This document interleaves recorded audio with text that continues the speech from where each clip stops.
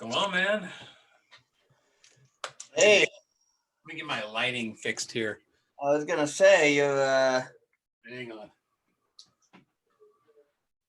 kind of going with that orange look again, huh? Yeah, it's all my lighting. So while you're doing that, I went to TJ Maxx, much better, Yeah. and got this game. Would you? A game of this or that? Oh, all right. Would you rather be the boss or have a great boss? Would you rather be too hot or too cold? Would you rather kiss a frog or hug a porcupine? Would you rather be rich with no friends or be poor with lots of friends? Okay, now some of these questions are going to be really retarded, so we should probably skip them. Well, yes, that's the thing, is that I will definitely have to make sure I read it before I bring it up. Like, would you rather be a superhero or a villain? The people of the Marvel DC comic world would like to know. Yeah. All the nerds sitting at home on their couch eating popcorn right now. And They're like, yeah. I always wanted to know. What's it going to be?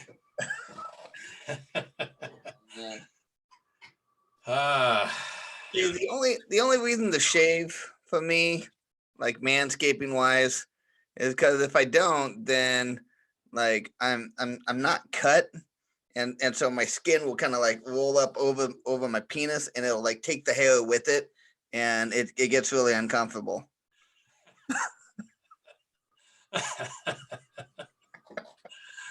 And just like that, I threw up in my mouth.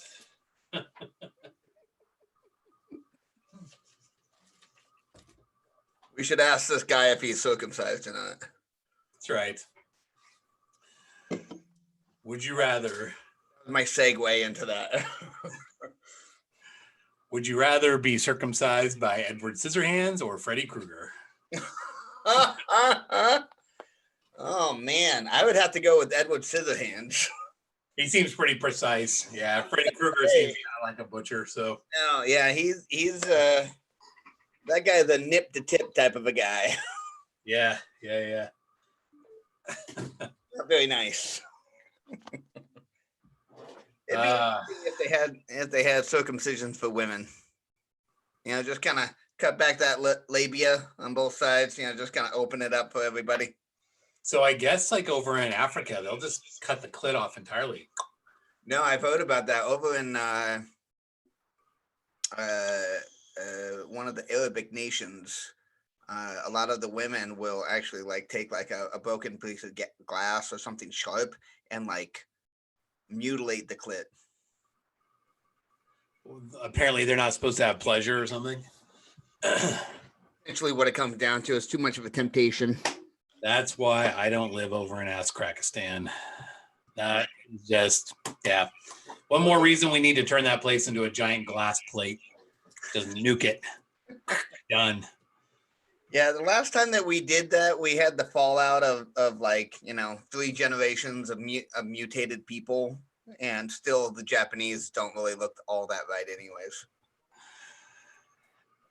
So are you ready, talent? You need a little more time in your dressing room? In the green room, if you will. No, I'm fine.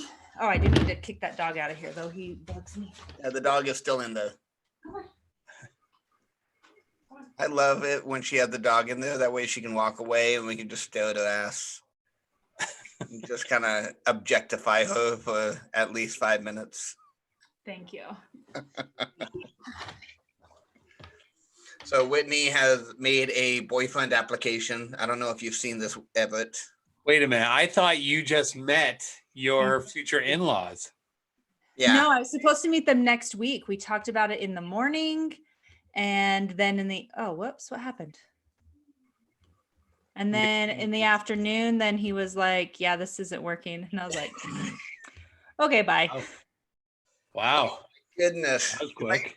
He was we kind of together- feeling guilty for doing things that he knew was going to hurt my feelings, but he didn't want to stop doing those things. So Like, what? okay. That's really the nicest way that you could put that. He's not a bad guy, but he is very newly divorced, hurt people. He's got things to work through. Yeah. Heard people. I mean, hurt people. Yeah. no hard feelings or anything. He did at the very end try to throw in a little stab at me. He's like, you're not as good of a person as you try to act like you are. And I'm like, It's your fault. yeah, okay. I'm just blocking you everywhere. That's cool. Bye. Oh, excuse me. I've had a fun little last couple days with my ex. Remember we did this little exercise the other day of what can you find online? Oh yeah. You know how I told you my ex is like a massive stalker and crazy?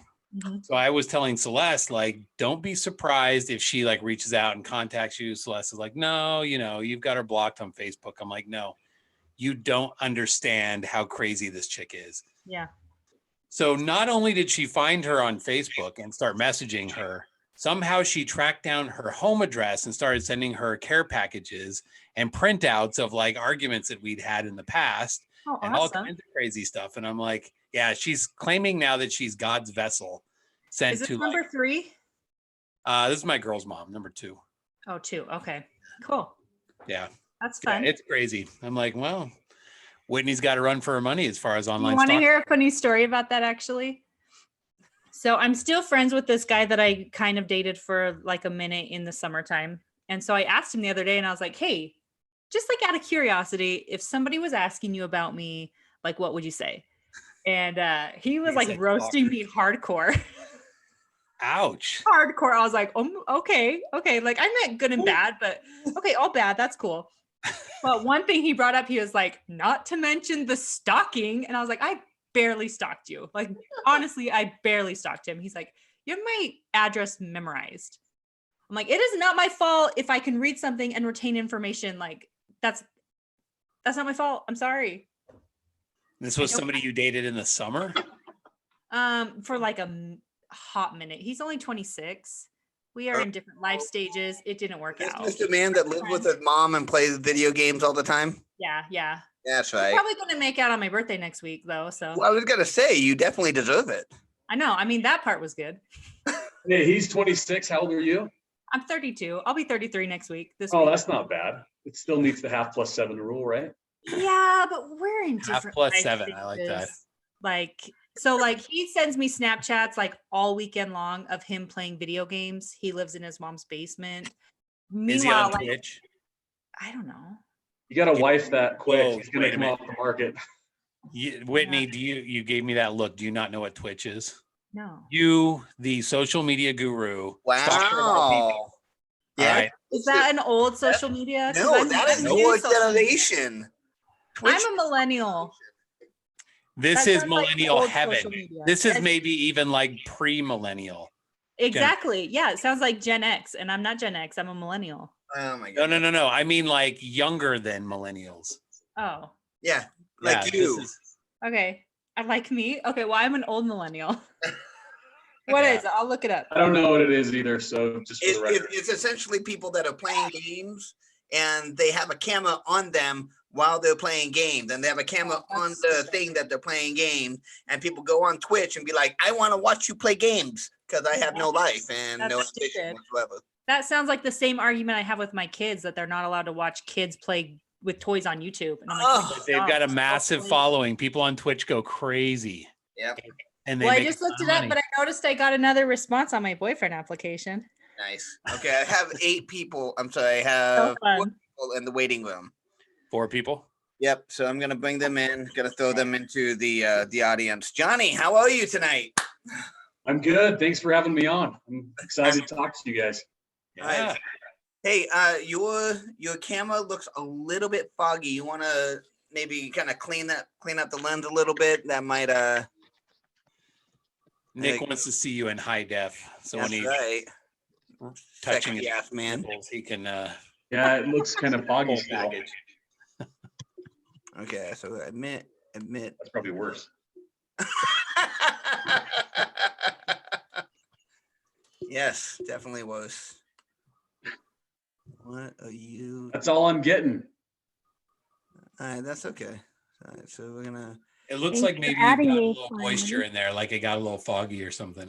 Yeah, I've been breathing really heavy just in anticipation of this. So Was it like I don't blame rhythmic you at all. breathing? I mean, that totally makes perfect sense.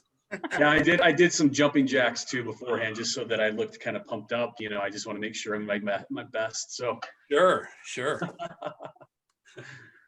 Nice.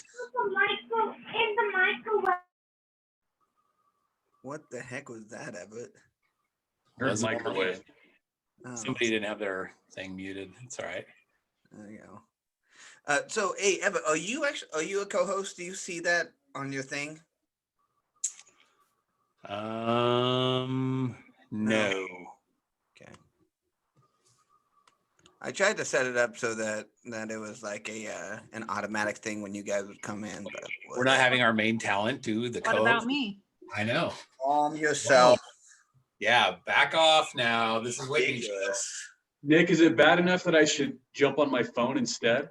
No, Okay. don't do your phone. I swear, the people that do the phone. Don't even worry about it. Everyone's gonna be looking at me anyway, so you're good. except you look all grainy. I'm the main character. Oh my goodness. Tell you what, let me just bring you up here. I look all grainy. Yeah, you look like up? your I don't know, like your camera's lagging or something. I don't know what's going on with your camera, yo. It looks fine Like to you me. have cellophane across it or something. It looks fine to me. I think he's talking about Johnny. Oh, You just look a little grainy. Like, you know, when Netflix is waiting to like kind of catch up a little bit and it's not full high def, that's how you look. I got you. Johnny doesn't watch Netflix. He actually has a life. I watched Netflix. I even kept it through everybody else dumping Netflix. So You don't believe in cancel culture. I like you already. Yeah, none of this cancel culture crap. I had to keep have to keep it at least till The Office goes off, and then I may consider it. Okay, well, everybody has standards. Yeah, Okay. I took off this like touch up appearance thing that was on here. Are you using a filter? No, it says there's a touch up my appearance on the video. Where? Uh, How do you do that? You go to stop video, stop video, that little thing, and then go to There, the okay. settings and then video, and then there's my video, and then touch up my appearance. I took that off. Ooh, what's it gonna touch up? So I you don't- might have seen that I got a couple of pimples that popped up. Oh, I've got touch up my appearance on it. I don't see any difference. My Alright. appearance must already be flawless. Oh, yep, I can see it. You see it? Ready, off and on. It's very subtle. I don't. Yeah, I can't. One, you look dead sexy, Nick. The other one, you look pretty ugly. I know, right? Yeah. I Just saying. still see that wrinkle across your forehead and that red dot. I'm gonna guess that's a zit. I can see those both ways, so I don't know. I'm a little bit self-conscious about that, so let's not talk about my blemishes. You can edit that out later. You're good. Okay, Johnny, at the beginning of every one of our meetings here, we like to kind of just find out if are there any boundaries that we should really be aware of when we're talking to you? Like, obviously, you got involved in theater, you kissed a guy, made out with somebody that, you shouldn't have. Do you want I'm already interested in this. That's not You don't true. need to hear all your secrets, Nick. No projecting on this one. So are there any areas of your life or anything like that that you would like us to skirt around? I would say I don't know if I want to dive too deep into my ex, but I'll give generally some things. But I think maybe we need a safe word that's like pineapple or tippy toe. Okay, I was gonna say, what I is your saw that secret? video too. Pineapple. That's awesome. Best video ever.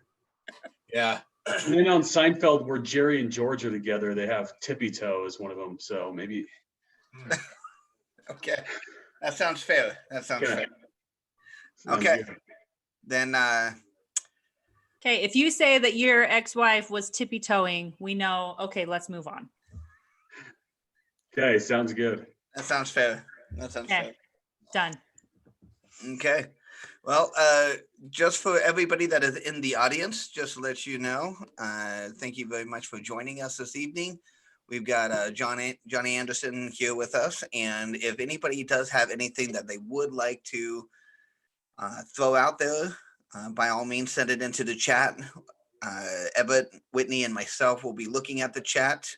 And yes, please feel free to ask any questions, and we will try to see if we can work in those questions with the flow of conversation. So, Johnny, don't feel too over encumbered if you see stuff happening in the chat and you're just like, I don't want you to get too distracted by that. Okay, I'll let you guys bring it up. Yeah, we'll ask. Yep. So, I mean, I'm not saying that to be like have the horse blinders or anything, but When all the girls start asking what your number is, then you can just type it into the chat box there. can I get your number? Can I get your number? Can I get the 7 digits that will get you on the other end of the line for me? That's that old song, that 8675309. Yeah. That's your number. We'll put that in the description. You know that I 8675309. You guys know that song? Yeah, yes. Okay. I even know it, and that's Wow, that's amazing. I'm saying a lot. Whitney knows it. Everybody must know it because Whitney doesn't Everyone know knows it. any of these references. Yeah. Everett, I'm actually pretty impressed that you are here and not watching Sunday Night Football with your Broncos, but I got to admit, I'm sort of cheating a little bit. I've got like dual screens and I got cast on one screen. So if you catch me looking over like this, you'll know what's going on. Yeah. But we're playing the Chiefs when we suck this year. We So. invested in this. If that's the case, I will keep a close eye on you, and I will call you out every time. Yeah. So Great. Everett, what do you think about that? Yeah. Attention? Cool. I think you're a major online stalker, Whitney. That's what I think about that. I am. That's good stuff. Told that. That's like I said, that is Jenny's number. yes. Not Johnny, but Jenny's. Got it. Feel so relevant. Stop it, you two. Get a room. Don't. Social distancing. Jen, you're gonna want to mute yourself. Serve of society. It's Yeah. There we go. Sounded like a good movie, though. I'll admit. Yeah. I'm intrigued. All right, Not perfect. bad. All right, good. Okay. Hold on a second. Got one more person to mute. Awesome. All right, let's go ahead and get this underway. If you guys don't mind, I'll go ahead and just spearhead this one. Go ahead. Everett's already going to be watching the game, so we know that we can't really rely on that. It's not really the game. It's just kind of an update. So every now and then it gives me a little update like, yep, Denver's getting killed. Yeah. Still talking. I don't know why. All right. Okay. It is Sunday, December 6th, 2020. We've got Johnny Anderson with us, joining us from Utah. Johnny, thank you so much for coming out and joining us here on the Flameless Fireside podcast. How you doing tonight? Doing well, thanks. I appreciate you guys having me on. No, absolutely. Thank you for taking up this opportunity. I know you've been traveling a lot recently. Yeah. I've somehow I was able to jump through all the hoops and get to Kauai during this whole pandemic. And even though I was nervous about getting there, I had an amazing time. It was a solo trip. I kept it open as soon as I got divorced.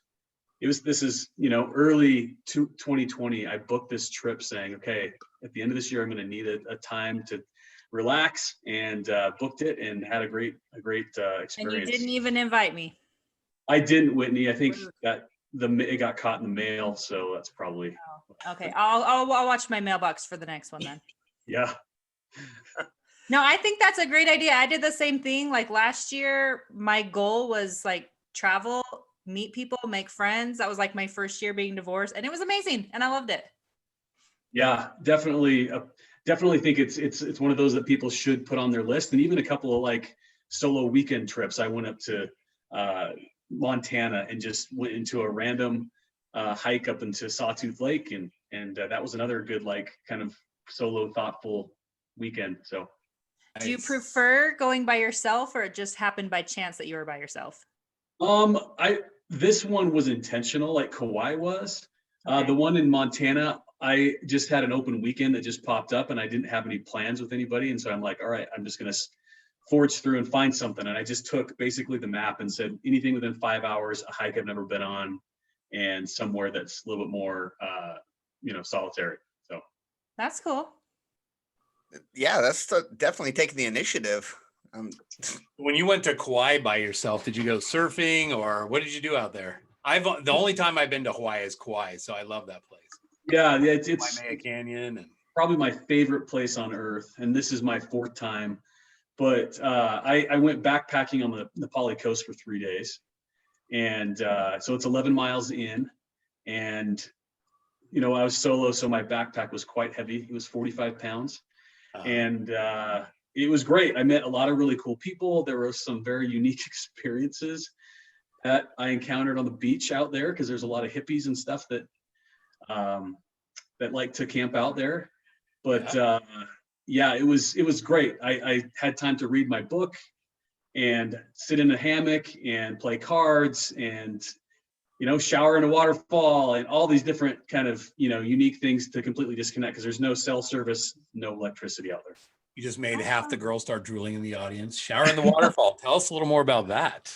Well, it was fully clothed, so it's a little more klutzy than you think, because I get to the end of the trail at Kalalau Beach, and I go and I'm completely sweaty. This is the part that's probably the best, but it's going to end really poorly, ladies. So I go over to the waterfall. I like where it's going so far. And I'm like washing myself off with cold water, and I'm like, oh, this feels great, because I'm roasting. And so then somebody comes down, they're like, hey, I want to fill my water. So I'm getting out, and I tripped and I kicked my toe against this big rock, and it pops my big toenail right off. Oh, Gross.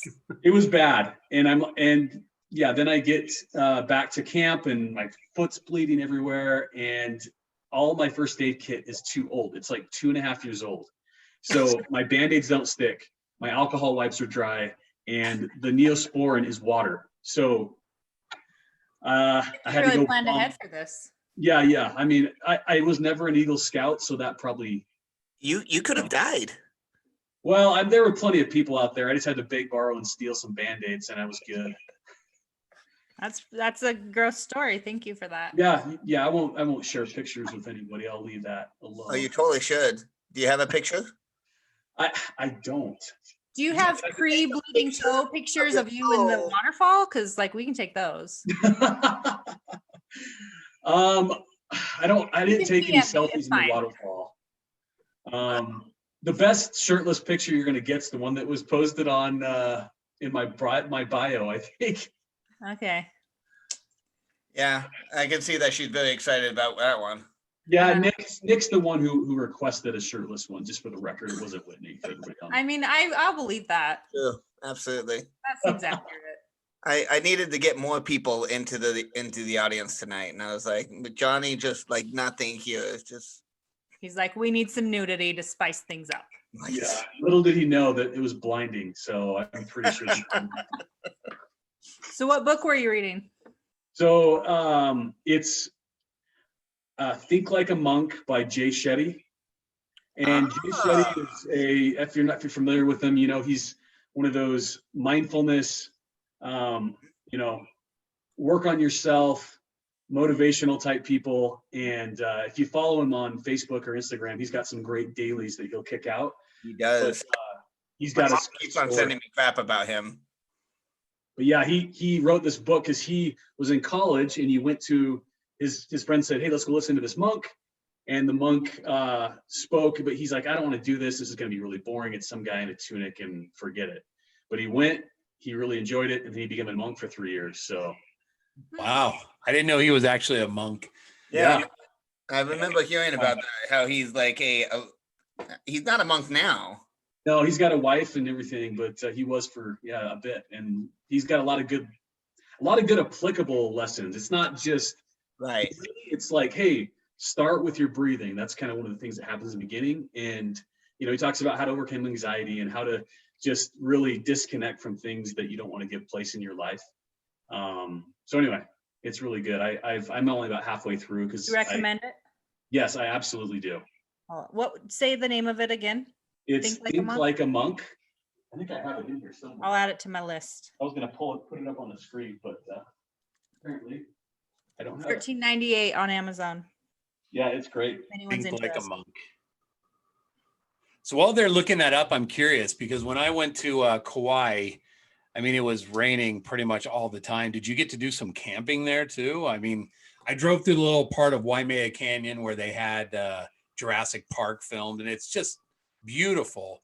And I'm like, this would be amazing to go camping here, but I feel like I would be drenched by the time I was done. So, yeah, sorry, Everett, I interrupted no, you. go ahead. How was it? I mean, did you get to camp, or were you just flooded out the whole time, or was it just hiking? Or so it was actually backpacking, so it was 11 miles in, and I camped for 2 nights. So it was 3 days and 2 nights, and it was on. Yeah, it starts kind of in the northwest corner of Kauai, and you walk 11 miles in, and yeah, as far as rain goes, Everett, like it was definitely the driest I've ever seen Kauai. I didn't have a drop hit me the entire time, whereas I've done this one before, and it was I got drenched, and it was way worse when I was drenched. But yeah, they have that spot when you go up the canyon at the top that's like, this is the wettest place on earth or something like that. So yeah.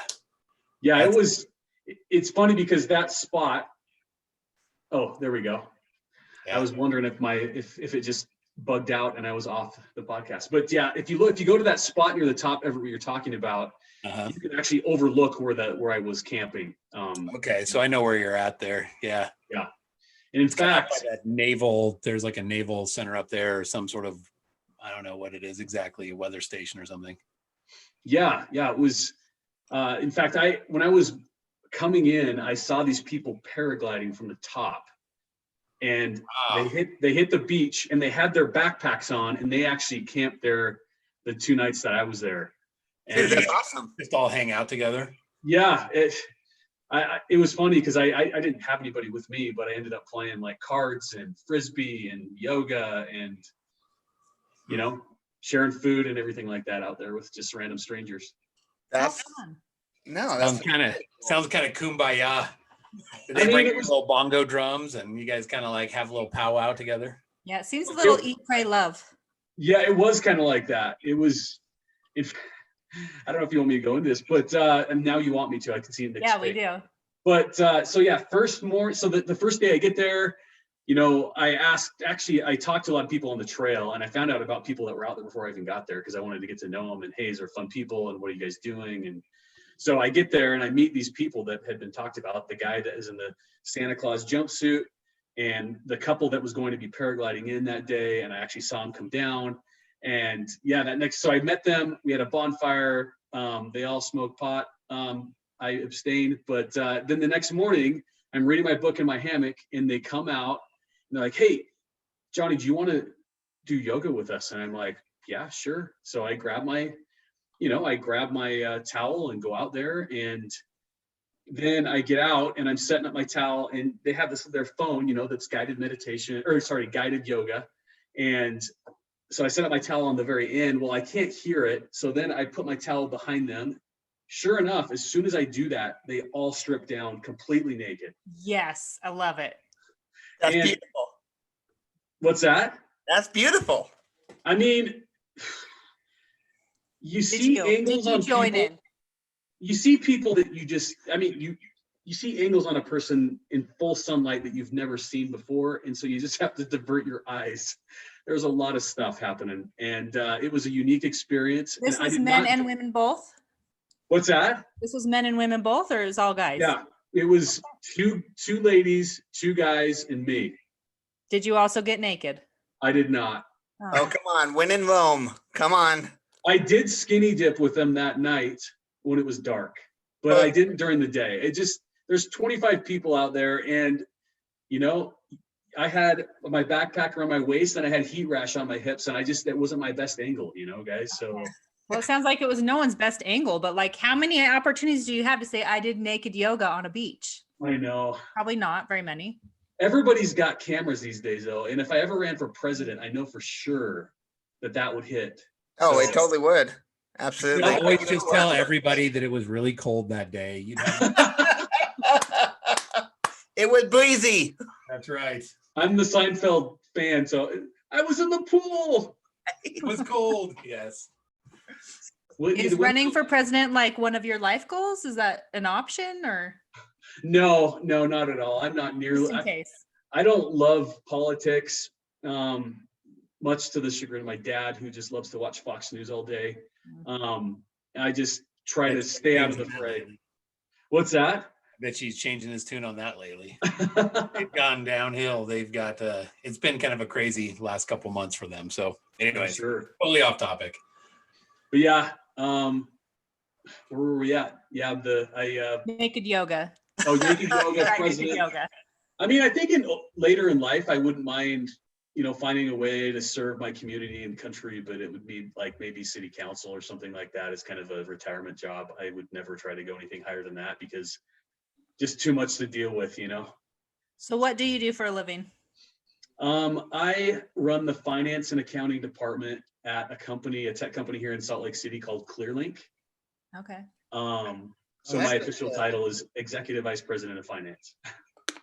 Back in 2013, I moved to Utah, and I moved there. I moved there without my family. I was trying to kind of go there preemptively. Whatever thing you're doing there with that, smashing that, stop doing it. Yeah, it's really loud. Done. And tell that story. All right, fine.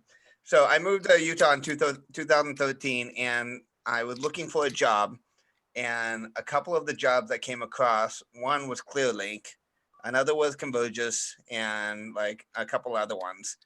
And I think one was Bluehost. And I think Clearlink and Bluehost were somewhat in the same like vicinity of each other. I'm not really sure, but it was a couple buildings over. I just remember seeing Clearlink and thinking, dumb company name. I'm never gonna work there. Fair enough. You didn't realize you could use that as an insult 10 years later. Yeah, no, that's awesome. So you've been there for what, 10 years now? Yeah, I never thought, people our age, you don't think that you're going to work for an employer longer than 4 to 5 years. At least I didn't. It's not like your grandpa that you go and you sign up for a company and you ride that thing out for 25 years till 30 years till you retire.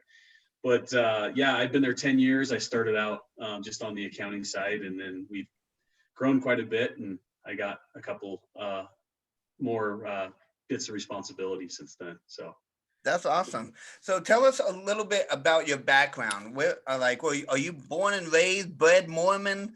Alien Nation all the way. What's your background? Aryan Nation all the way. Okay. Well, I think It's your life story, starting from birth till now. Yeah. Well, I remember a dark tunnel. No, I won't go there. But did it feel like the waterfall? Yes, but I kept all my toenails during that whole time somehow. That's probably good. There's a lot of pressure.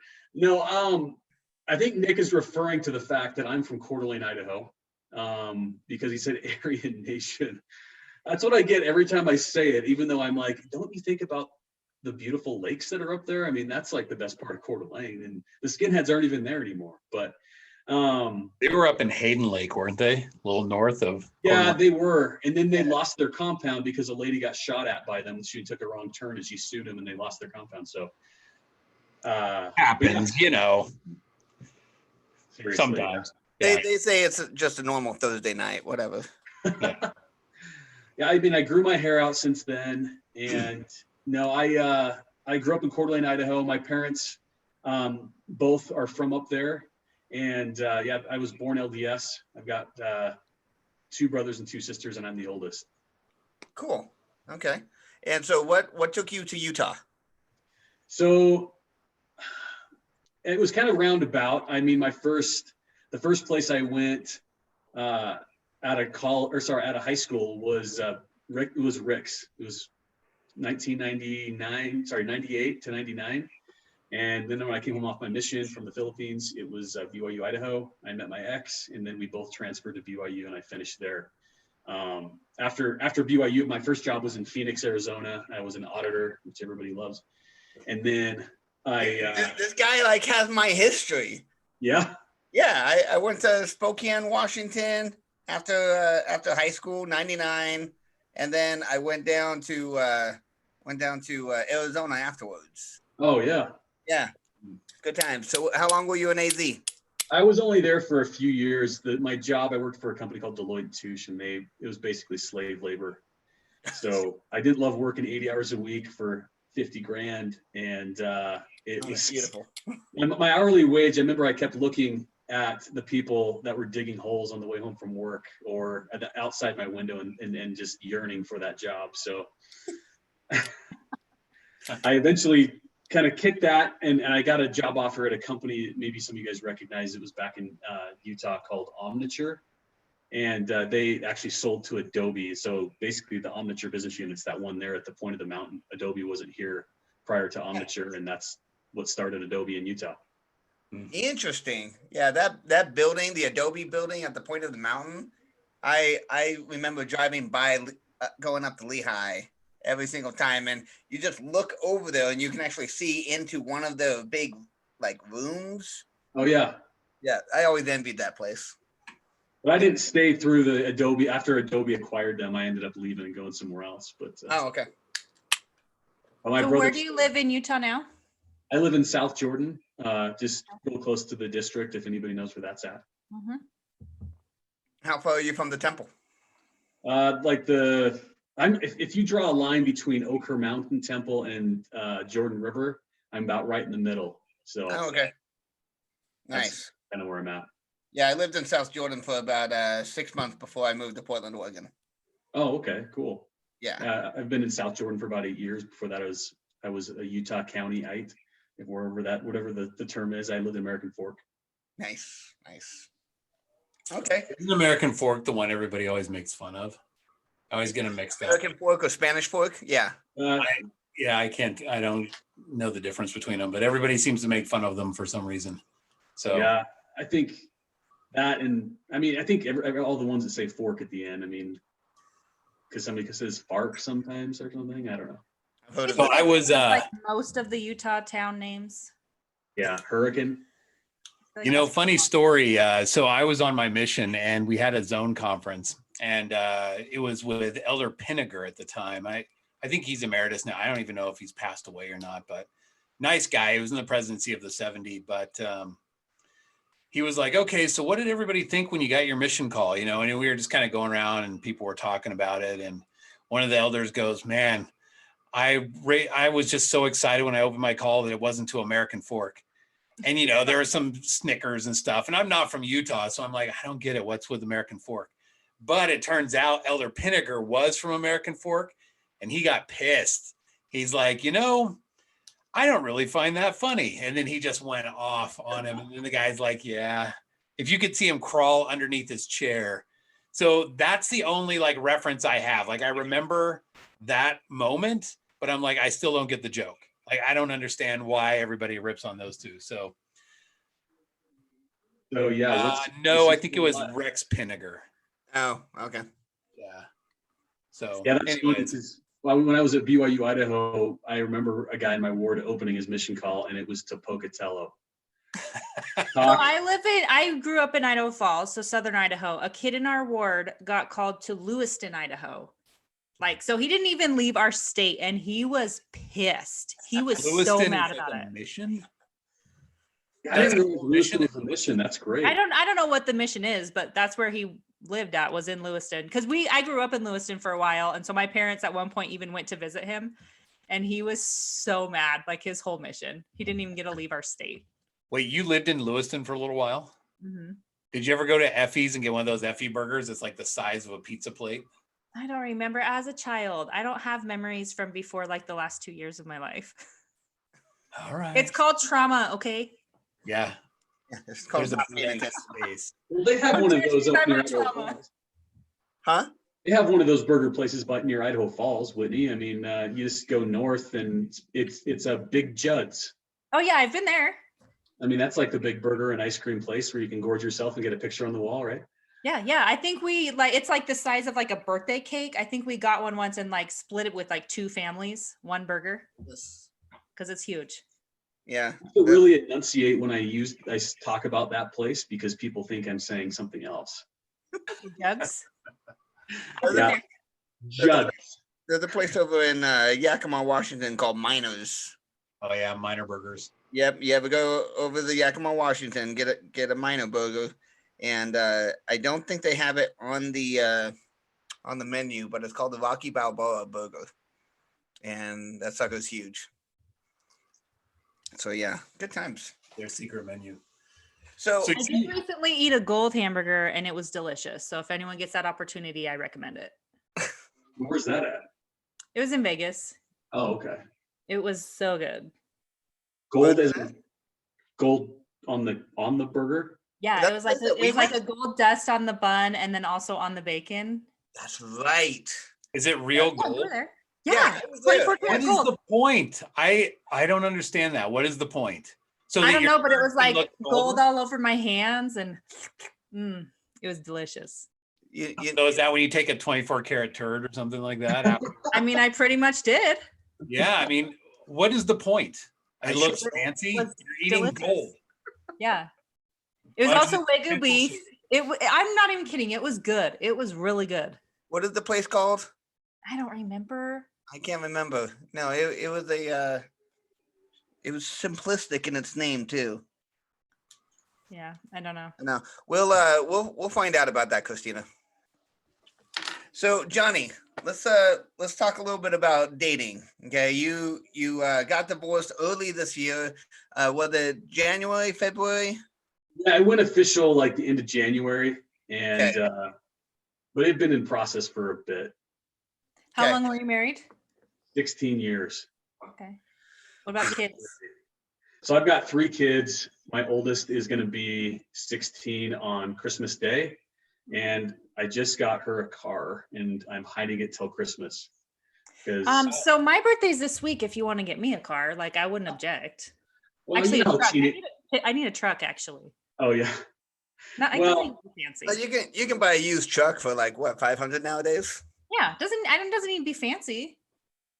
yeah. Well, I mean, $500 you're getting a clunker, Nick, on a truck. Just teenagers get clunkers anyway. So, Did you get her a new car or a clunker? oh, I didn't get her a new car. Oh, You Yeah. didn't get her a Tesla or anything like that? No, I didn't, Nick. I need to bring that up. 110,000 has 110,000 miles, so it's an older car. Nice. my friend's dad for his first car did like probably the smartest thing. I mean, my friend's car when we turned 16 didn't have a front bumper, didn't have a front grill, looked like somebody had just like chewed up the side of the car. It was this little hatchback thing. It was just ugly, but it ran. And his dad's like, you know what? Here you go. It's your car. You're free. You can drive it whenever you want. If you crash it and wreck it, not a big loss. But, it was his thing and he took care of it, and it was kind of one of those responsibility sort of things. And I always thought, when my girls turn that age, that's probably what I'll do. Yeah, you get them Buy a a tank, piece of crap. right? A A heavy, big, old tank. That way, if they get hit, then they're okay. Right. Get them a Hummer or something like that. Yeah, Hummers are old enough now, right? Yeah. Well, the problem is they'll like hit everybody else and like take them out. That's the Yeah, that's true. concern. So All those smart cars out there that would crumple like a tin can. But I'll finish what I was saying. Okay, so Sorry. you have a 16-year-old and then 16-year-old, then I have a 12-year-old daughter. So girl, and then a 9-year-old son. okay. and they all live there close to you, I take it, right? Yep. Yeah, their mom lives within like a mile, and I've got them half the time. Okay. I just barely dropped them off like about an hour and a half ago. So how about you and the mom? Do you guys get along okay? Or are you guys on good terms or? Yeah, we're on good terms. I mean, it's not like we're best friends or anything, and it's not like we enjoy hanging out. But Your next backpacking adventure isn't going to be together then? no, that ship has sailed for many reasons. But yeah, she's her and I co-parent really well and share information back and forth on and plan things. And in fact, she's going to come over and open presents on Christmas morning. Oh, very cool. My kids wanted her to come over, and so I'm going to make it work for them.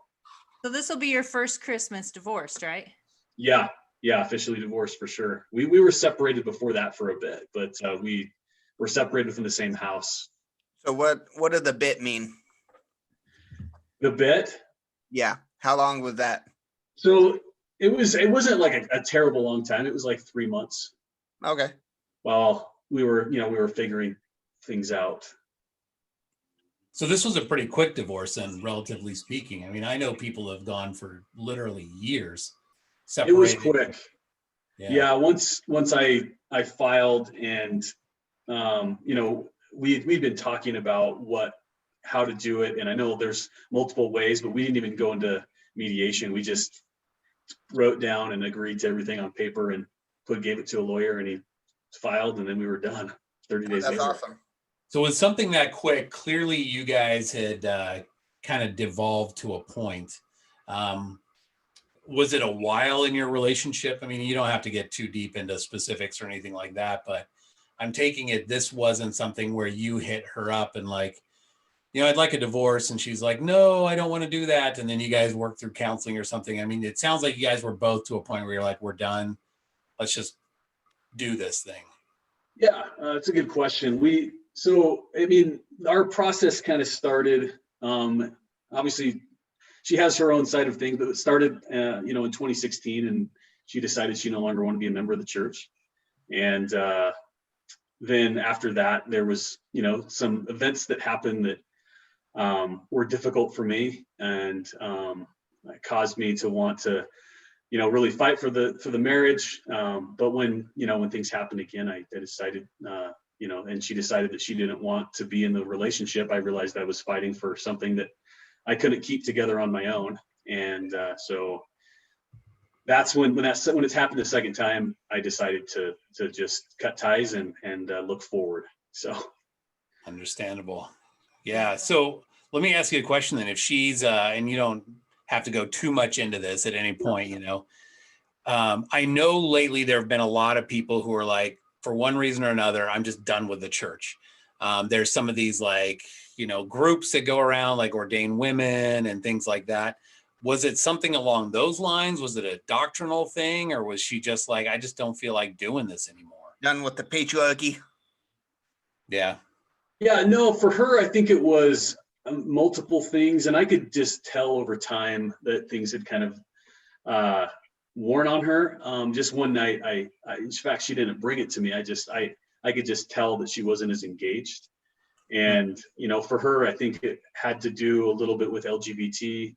And she's got a number of friends in that community. And it was just hard for her to reconcile in her head. And then, I think it was also just doctrinally, she was questioning a lot of things in her life during that time and what she really believed. And so I think that whole thing kind of came together at one point and pushed her out. And it was difficult. I mean, I'll be honest. It was, you get married in the temple, and then your spouse says they're no longer in, and you're like, well, what does that mean for me? And what does that mean for us? And immediately it was like, well, I'm worried that you're going to leave me because I'm not a member. And I'm like, no, you're my wife. This is not, I didn't marry you because you were a member. I married you because you're you.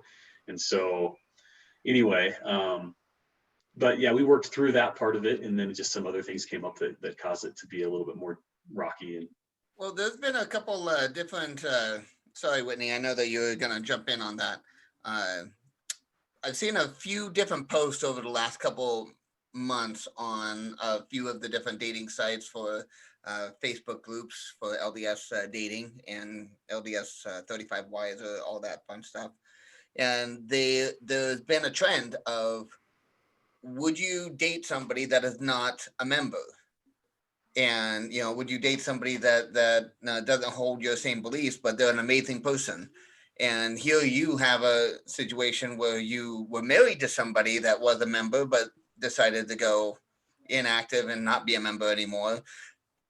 Is that something that you are open to the fact of a really good person that you can connect with on a myriad of different levels, but just not on the on the Latter-day Saint side of things. Yeah, Nick, I definitely wouldn't rule that out. Obviously, I think it's easiest to marry somebody that's in your faith. I mean, obviously, I've been through going to church by myself now. It's going on 4 years, and I would like to have somebody there with me. To say that if there was some amazing woman that came in my life that I fell in love with, that would respect those beliefs and respect the way that I view the church, and support my kids and the things that they would be doing. Like, I definitely would not rule that out. I think it would be easiest to have it, but yeah, I would consider it for sure if it was somebody that I was really into. Okay, cool. So my question is, how do your kids feel about their mom leaving the church? Because my kid's dad left the church when we got divorced also, but my kids are littler, so they still are kind of don't really understand. Yeah. Or if your kids are a little older, they probably have a better understanding of like what's going on. What are their thoughts? Yeah. I think in the beginning, it was very difficult for them because all of a sudden we're getting ready for church and mom's not getting ready. And it wasn't something that she came out and talked to them specifically about it. And so it was one of those that I'm like, well, mom's just not going to come with us today. And it just became more the norm. And I wanted her to kind of sit them down and talk to them about, this is what I'm doing and here's where I'm at. And that didn't happen as quickly as I think would have been healthy for them. Obviously, that's her decision to talk about, with the kids and her own family and things like that. And I feel for people that go through that because, you grow up in the church and it becomes such a big part of your identity. And I saw that in her. And, as much as we're not in love anymore, I hurt for her because so many get shunned as well. You lose friends, you lose family. It's almost like going through divorce. You lose a lot. And to lose that identity and have that be such a big part of you is difficult. And so I wish the timeline would have been better as far as her talking to her kids at the time, but I can't walk in her shoes and say what's the best for her during that time. And so anyway, but yeah, they're good. They go to church with me every other Sunday. They've asked me here and there about, what does temple marriage mean? Now that mom and I are divorced and, we're still sealed, and what am I going to do with that? And so I talk about that and with them and, just keep the positives. I think somebody told me a phrase once that, with your kids, keep your kids at the center and not in the middle of your divorce or your relationship. And that's, keeping focus on what's best for them. And that seems to work for me because sometimes I could be upset about something and I can just say, what, if I just keep them at the center, then I'll always come out on top, because eventually they're going to, see maybe what had happened and have that ability to see, what dad had been through. But right now, this is what's best for them, is that they have a loving mother and a loving father, and they're pointing the right direction. I love that. That's awesome. Now, you guys were, you said this was 2016 that she went through and kind of had her faith crisis, sort of deciding that she didn't want to be a member of the church, but it sounds like you stuck it out for a while. Did you get to a point where you're kind of considering like, all right, maybe I'll just stay with her during this journey and maybe at some point she'll come back? Or how did that sort of play out? Yeah, and really, I could have stuck it out till the end of our lives if she wouldn't have come back, and that wasn't kind of the catalyst for our divorce at all. It was, in fact, I'll offer this up there. I went through a couple of difficult events in my marriage that I had to really work through and go through therapy on. And welcome to the club. And we all anyone's been divorced, yeah. And it was where you're kind of knocked down to the lowest peg on the totem pole, and you're trying to climb yourself out of there and finding the value in yourself, and what realizing that people's actions don't diminish the value you have in yourself. And anyway, in 2018, I actually was less active in the church. I thought, well, maybe the way to keep my family together and way to fix all this is Sundays, I'm going to take the kids and the family. We'll go hiking, we'll go out of town, and we'll put the family all together. rather than dad goes to church with the kids and mom, goes trail running or whatever. And so I was less active, and at the time I thought it was the best thing to do, and it may still, I look back and I think, yeah, there were a lot of good things that happened during that time. But get to the end of 2018, my kids were like, hey dad, can we go back to church? Can we do I want to go back to Young Women's. And so I church short the 2 hours, and hey, it was an easy foray back in. But since I've been back, I've realized what I lost, and everybody takes church in different ways, and me included. But I do feel like it was a good thing for me to come back, especially having that community around me as I went through my divorce. That's awesome. So I'm gonna move on from this unless Whitney, you have something. Okay. So here we are. There's a lot of different research out there. There's a lot of different opinions.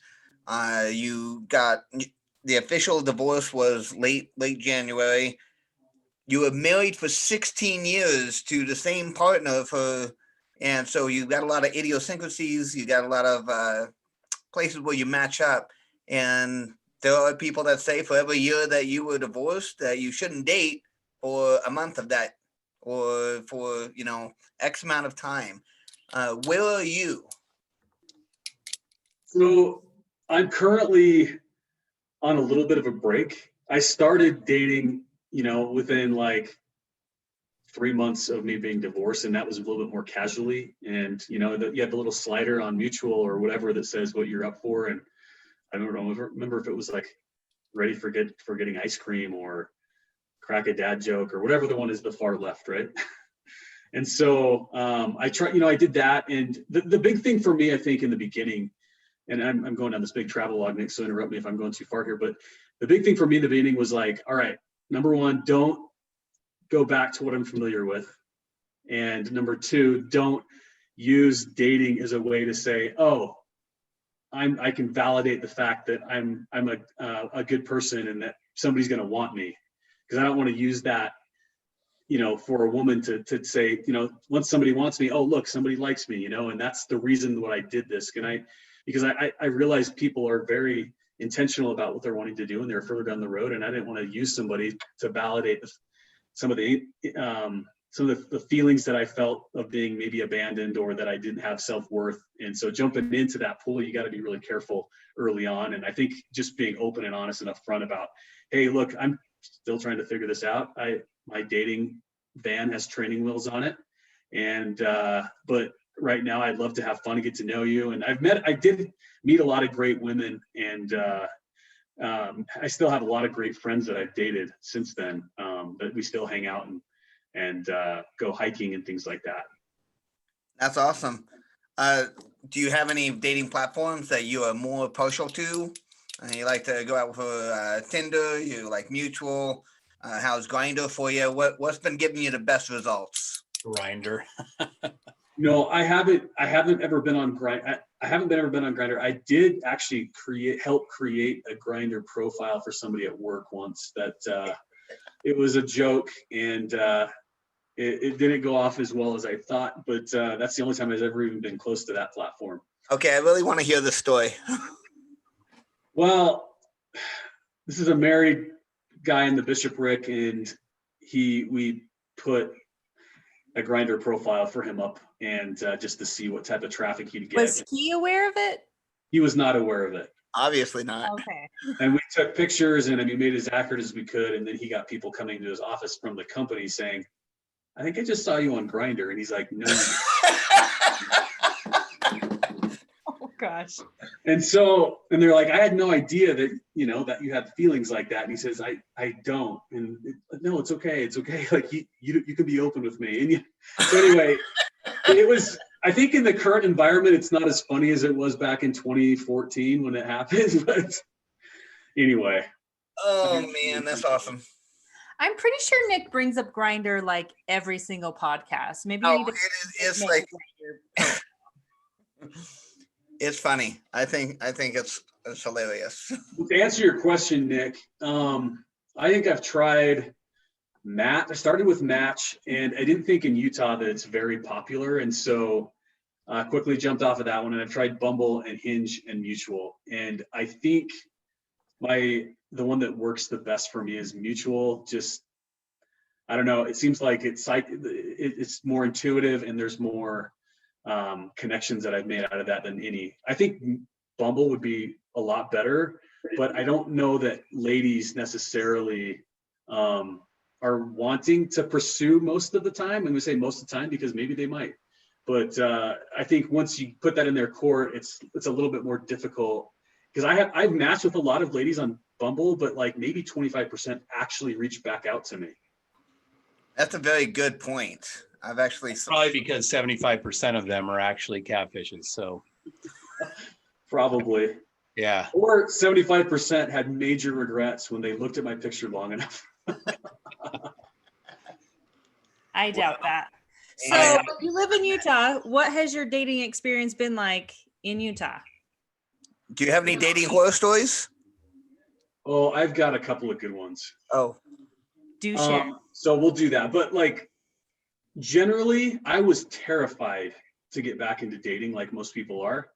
And I thought, and to an extent, this is kind of true, and myself included, that we're all the island of misfit toys, because we all have gone through stuff. And that, in some ways, it makes us better. It's kind of like when you have Legos and you have your Lego guy, and then you have to like put him back together, and it has like a weird looking arm, and like maybe his head's kind of like halfway scraped off. But then if you really look at it, like when your kid puts together like the ultimate Lego guy, it's all mismatched, but he has like the coolest accessories and guns. And it's like, well, that's way better than it was, even though he kind of looks funny, like you just get that depth. And so anyway, I have another analogy about this. It's about DI, but like you're overcompensating. I am. I'm trying, but no, like there's great depth. I was worried that it would be hard to find, other people out there that would have some of the same types of interests as me, and would give a guy like me a chance, because I worried that like most LDS guys that go through divorce, you kind of have this black eye of like, all right, either you're addicted to porn or you cheated on your wife, and otherwise, why Did are you do you? either of those things? And I did neither of those things. Oh, okay, good. And so it was like, gosh, if I have that in that's my, label that is put on me, how do I get past that? And because some people say, well, if he was so great, why did his ex leave him? And so, and maybe that's my own insecurities talking, but that's the hardest thing I think up front to kind of get around and try to wrap your head around, is that. Have you ever considered trying to just label yourself as a widower? I hear they get really good second chances. Yeah, then you get rid of those people that really, well, I guess widower is easier than widow, because widower, I guess you can get married again in the temple, but like, I don't know.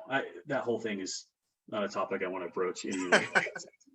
So this is kind of an interesting topic. I mean, I think that there's some truth to this, and this would be interesting from Whitney's point of view, and maybe even some of the other girls in the audience, that there tends to be a propensity for people to think like, if you had a temple marriage, you're the one that caused it to fail, whether it's porn or whatever, but you being the guy have the responsibility of keeping it together, and you didn't do it. So therefore, somehow it's your fault. And I find that like a really difficult challenge, but I don't know where that comes from, because I think there's plenty of blame to go around on both sides, but yet somehow the guys kind of get to have the lion's share of that. So yeah, I'd be curious, Whitney, what are your thoughts? I honestly have that thought's never crossed my mind about anyone.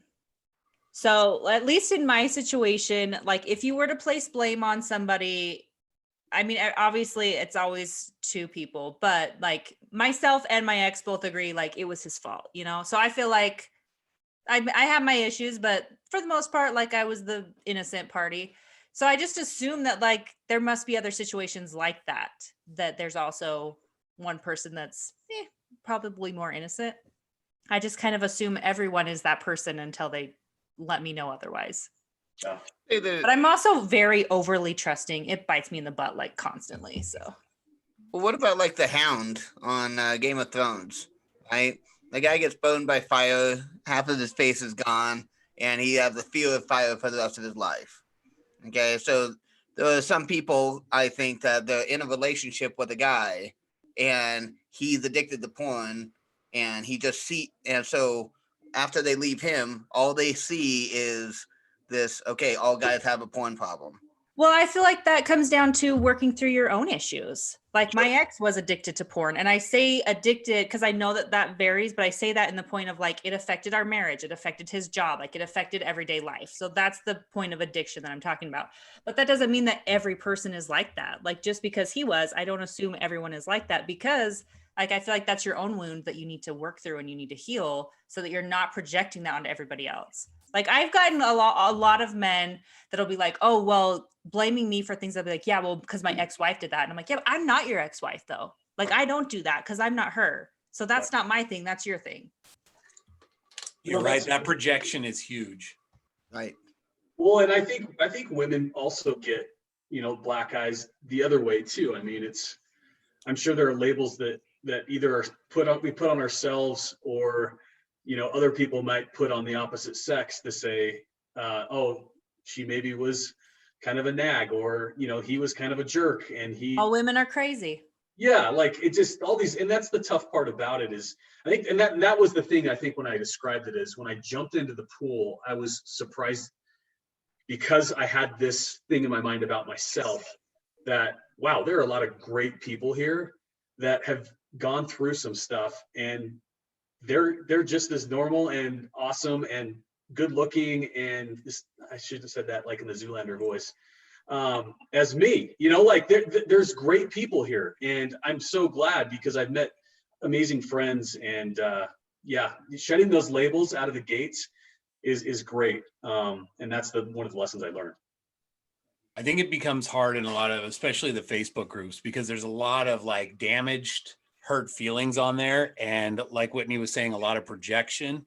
But the interesting thing is I've met a lot of girls, and while I have met some, like Whitney's talking about, her ex had a porn problem.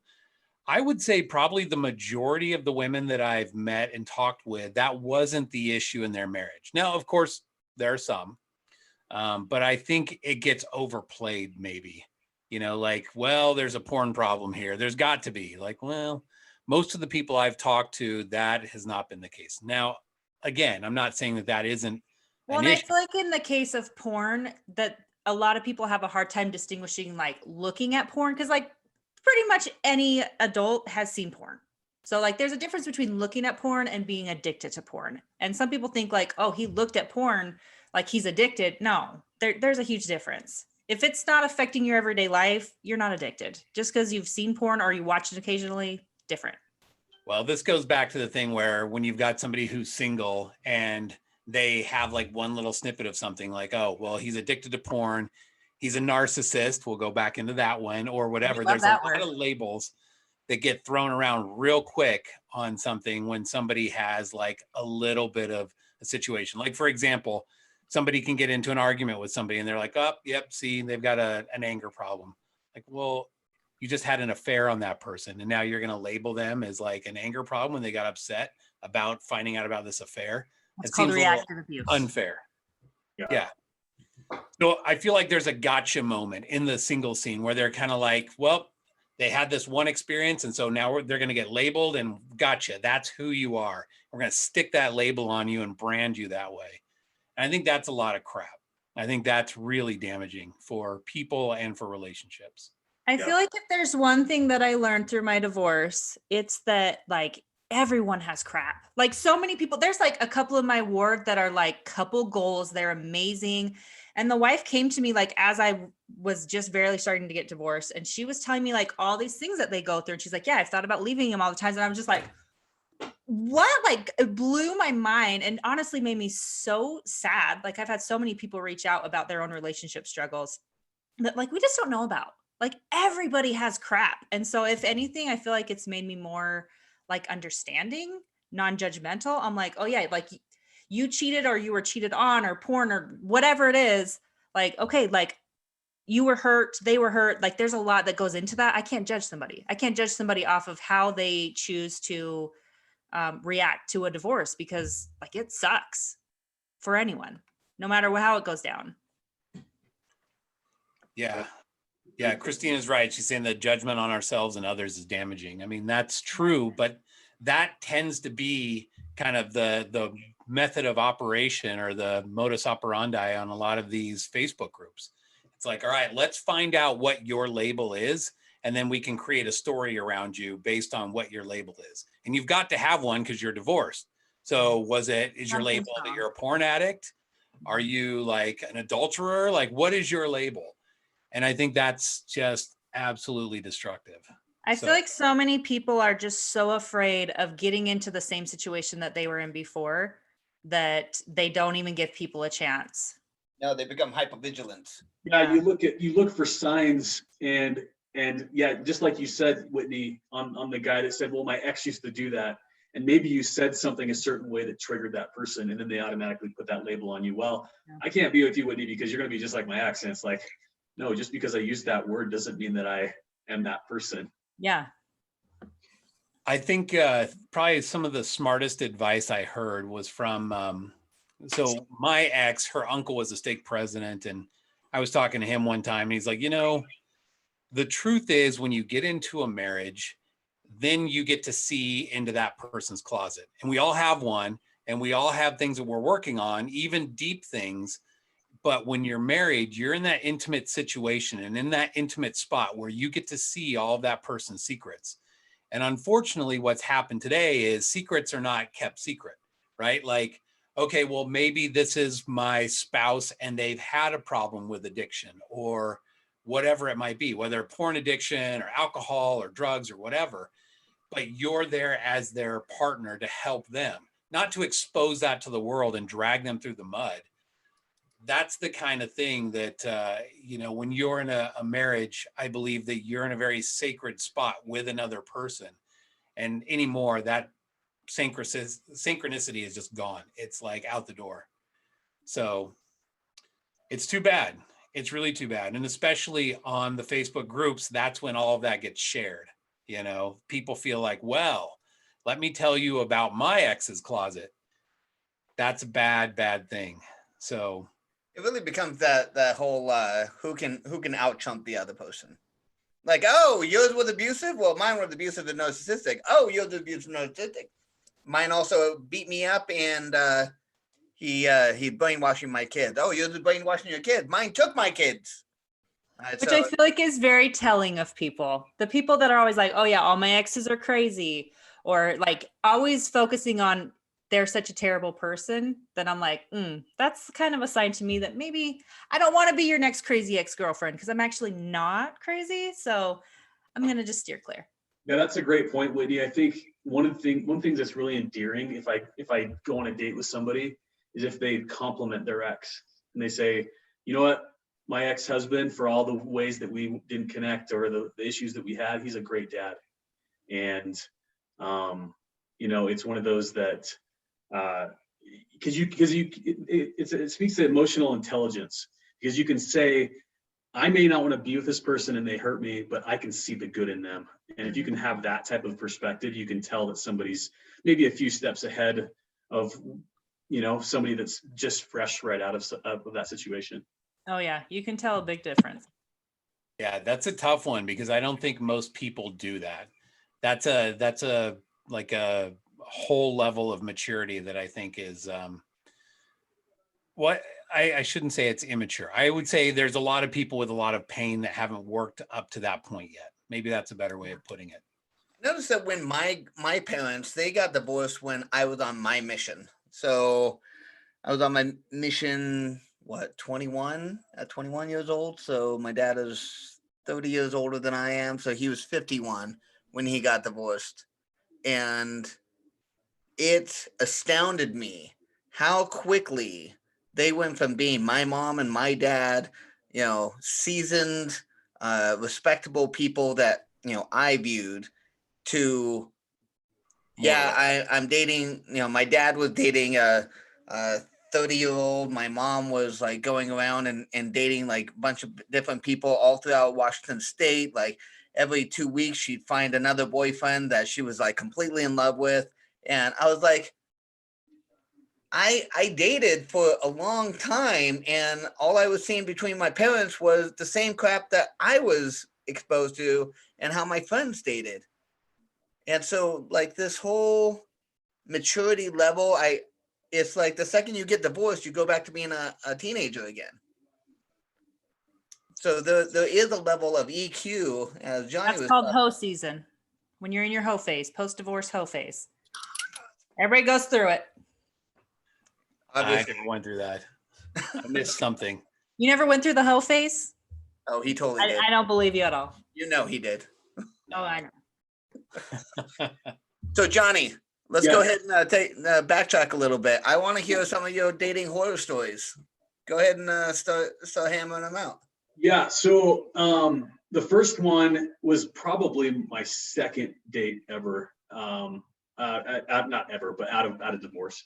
And I didn't learn the lesson that you don't plan a long date on a first date. I And love lunch dates for that reason. yeah, Like it's an hour and then you got to go back to work. You don't need an excuse to leave. Like you can follow up if it was good, but like if it's not, you're like, oh, it's an hour. Got to go back to work. See ya. yeah, that's great. I love lunch Wendy, dates. And you always have an excuse at 1 hour. Like no Yeah. matter, like it could be Prince Charming, and you want to like this is the person, like, which you never do, but you may want to spend more time with this person. You still cut it off at 1 hour. It's like the undate. I think there was a podcast or a TED talk about that, and I thought it was great. But let's see. So I had a friend. What was your plan? So I had a coworker that had their cousin up, and she was from Arizona, and she was up for just to ski and spend time. And she's a divorced mother of 5, and she's LDS. And I talked to her on the phone, and I messaged her and stuff. But I was still pretty new. But our company had ski passes, and so they offered me ski passes. So went up with her on the lift, and and she's supposedly a great snowboarder, and she was a little bit more beginner than I thought, but that's okay. I'm patient, and so we're going up, and then she gets hurt, and so she can't buckle herself in anymore. And this is like going on hour 4, and so I'm having to buckle her in every single time at the top. But this is where the story gets best. We're on the lift, and we're having a conversation. But you know how marathon dates go, and you can't end it until it's ended. Like that ski, I couldn't just be like, hey, let's be done. I'm going to take you home. At least I didn't feel like I could at that point. I think I'm sure some of you guys have a bigger backbone than me. So we're on the lift, and she's talking about all of her kids and birth stories, and she's a little bit more, and I'm going to say this in an endearing way, a little bit more hippie than me, a little, and so and this is not to judge anybody. I vaccinated my kids. She didn't, and she did all natural births with, not in hospitals. And so it's just a little bit different for me, and to each their own. But then she started talking about when she'd get mastitis and like couldn't relieve the pressure, and then she would drink it directly out of her breast. On our Who hasn't been there a time or two? Come How on. though? Like, Yeah, no, every time. I'm interested in this, in like the. And Whitney, like, that's the first thing whenever I tell that story to somebody, and I said this in a very like respectful way because we have mostly ladies on here, but like, I'm fairly large chested, especially when I'm breastfeeding, but I don't see how that's like mechanically possible to. I didn't either. The first thought in my mind was like, okay, how is it like Elastigirl or something? Like, how did you get that thing up there? I have heard of women that have had their husbands suck it out when they have mastitis. I have heard of that before, but like, how do you do that yourself? Also gross. It's an infection. Blech. That's Is sweet. that like a snake bite? You're sucking out the poison or something? Pretty Ew. much. Yeah. Only instead of spitting, you don't. Don't they like? What if you took like part of the breast pump or something, and they're like, Yeah, that's what I would use. Like, I would use a breast pump and suck it out with that, like not my own mouth. Yeah. Well, so the best part about it too is, I'm talking with her and we're not the only people on the lift. So there's a guy on the other side of her and he is just like shaking, laughing because she goes, I don't know why I told you that. And I said, I don't know why you told me either. But I was laughing because I'm a dad. I know about mastitis. I know about all the things that happen with babies, but it just was like not a very good first date topic for me. I feel like that would be totally normal, like with your girlfriends. If you're hanging out with a bunch of girls, like, yeah, that would come up for sure. But on a first date, like, that's weird. Yeah, Nick, let me give you the second one. They want to connect. Right. Yeah, and that's a way to connect. The next one, and I feel like I'm incriminating myself. Like someone's gonna watch this that was this lady or the first one and be like, Nobody knows. These are all hypothetical. Yeah, this Let's is call just a her story. Jane. Yes. So this lady, I met on Bumble, and she was divorced, didn't have any kids, and at that point I'd learned my lesson that you don't have an 8-hour date. So I said, hey, let's meet up for, and this is hard in like the LDS community because if you say drink, people are like, oh, I don't drink, and I'm like, no, like dirty Diet Coke, whatever your drink is. What a shop stuff. Yeah, like let's meet for a drink or a milkshake or ice cream. And so sometimes they'll say soda, ice cream, and then they say, well, I don't drink soda. I'm like, okay. So it's hard for me to get that one down. I don't know what the You drink some sort of freaking liquid. Let's meet up. Like if you like the booch, let's drink kombucha, whatever you want to do. I don't know. So anyway, I said, hey, let's go do the 1 hour, let's meet for an hour. And then, we'll go from there. And she's like, oh, honey, when I go on first dates, we go to dinner. And so me not yet putting up my good boundaries to say, no, actually, this is the best way to do it because then we get to know each other and it's not super long. But I fell into it and felt bad, like, oh, maybe I'm not doing my job as a man in a dating relationship, or I'm not doing my job in asking her out. So I was like, okay, let's go out to dinner. Burger King, here we come. Yeah. So I picked her up. She's super nice. She had been a professional ballet dancer, and she kind of let it slip that she hasn't been LDS for a long time, even though up front she said it was a little bit different the way she described it, at least to me. And anyway, we get to the restaurant and she starts to ask me, because at that point I had been divorced officially for 5.5 months ish, and she said, so she kept using the term honey, and it bothered me because it sounds like your grandma. Yeah, like pat me on the head. Yeah. And it was demeaning with the way she said, she goes, honey, how many people have you been with since your ex? Like been with. And I said, you mean like dated? All the time. The benefit of the doubt, right? Like, you mean like dated? You mean like gone out with? She's like, no, like been with. You know what I mean? And I'm like, none? And she's like, oh, come on. Are you serious? This is ridiculous. You've got to put yourself out there. You've got to go through the host stage. That's what she said. You do. And so I'm like, okay, whatever, it was fine. So we keep talking. And then, she on her profile, she said she was into finance. And so, look, that's down my alley. I'm like, hey, so what do you do for finance? She's like, oh, I do the books for this guy. And then, I'm also a Is she an accountant? She wasn't an accountant because I was asking. Does that, I mean, like, is she like a OnlyFans or like some type of sex worker that says she's an accountant? She kind of walks into the office in that like garb, and then the second the door closed, she opens up the robe, and next thing you know, you got Mistress Annie. No one asks you what you do when you say you're an accountant. Yeah, well, I am an accountant, and so, but she was not. Okay. She did the books on the side a little bit, but she really was a product tester. And so I'm like, oh, sweet. Like, what type of product? I'm thinking like Amazon. Sounds like products. the product was you. Like vibrating ones? Yeah. And she says, I'm a sex toy tester. And I'm like, oh, so Whitney, you actually get, so that's 10 points. I knew all of this. And so No one I'm asks like, you what you do when you say that you're an accountant. I'm like, what? Wow. Like, okay. And I'm a little bit shy when it comes to. Did she tell you those what types her of favorite topics one with was? strangers. Can you give us a recommendation? Well, Check, please. He went off on a few that I had never even heard of before. Remote controlled and all the different buzzes and and she's like, but here, you probably don't even know what I'm talking about because you've never been in the back part of Mischievous or Blue Boutique. Have you been in the back? And I'm like, I mean, I've been in those with my ex before, but I don't know what you mean by back. She's like, oh, honey, you need to go to one of these. You haven't lived yet. And I'm just like, oh my gosh. And Did she take you there on this date? she said, our next date, we are going to the back and you're going to see some of these items and the gummy boobs and all the things that are back there. And I'm like, look, I don't think this is a good idea. She's like, oh, come on, just live a little. Come on, Johnny, just live a little. So anyway, she's trying to convince me the whole date. And then she's like, hey, when we're done, you're going to send me the 3 times that we're going to go to the back of the Blue Boutique. And I'm like, oh my gosh.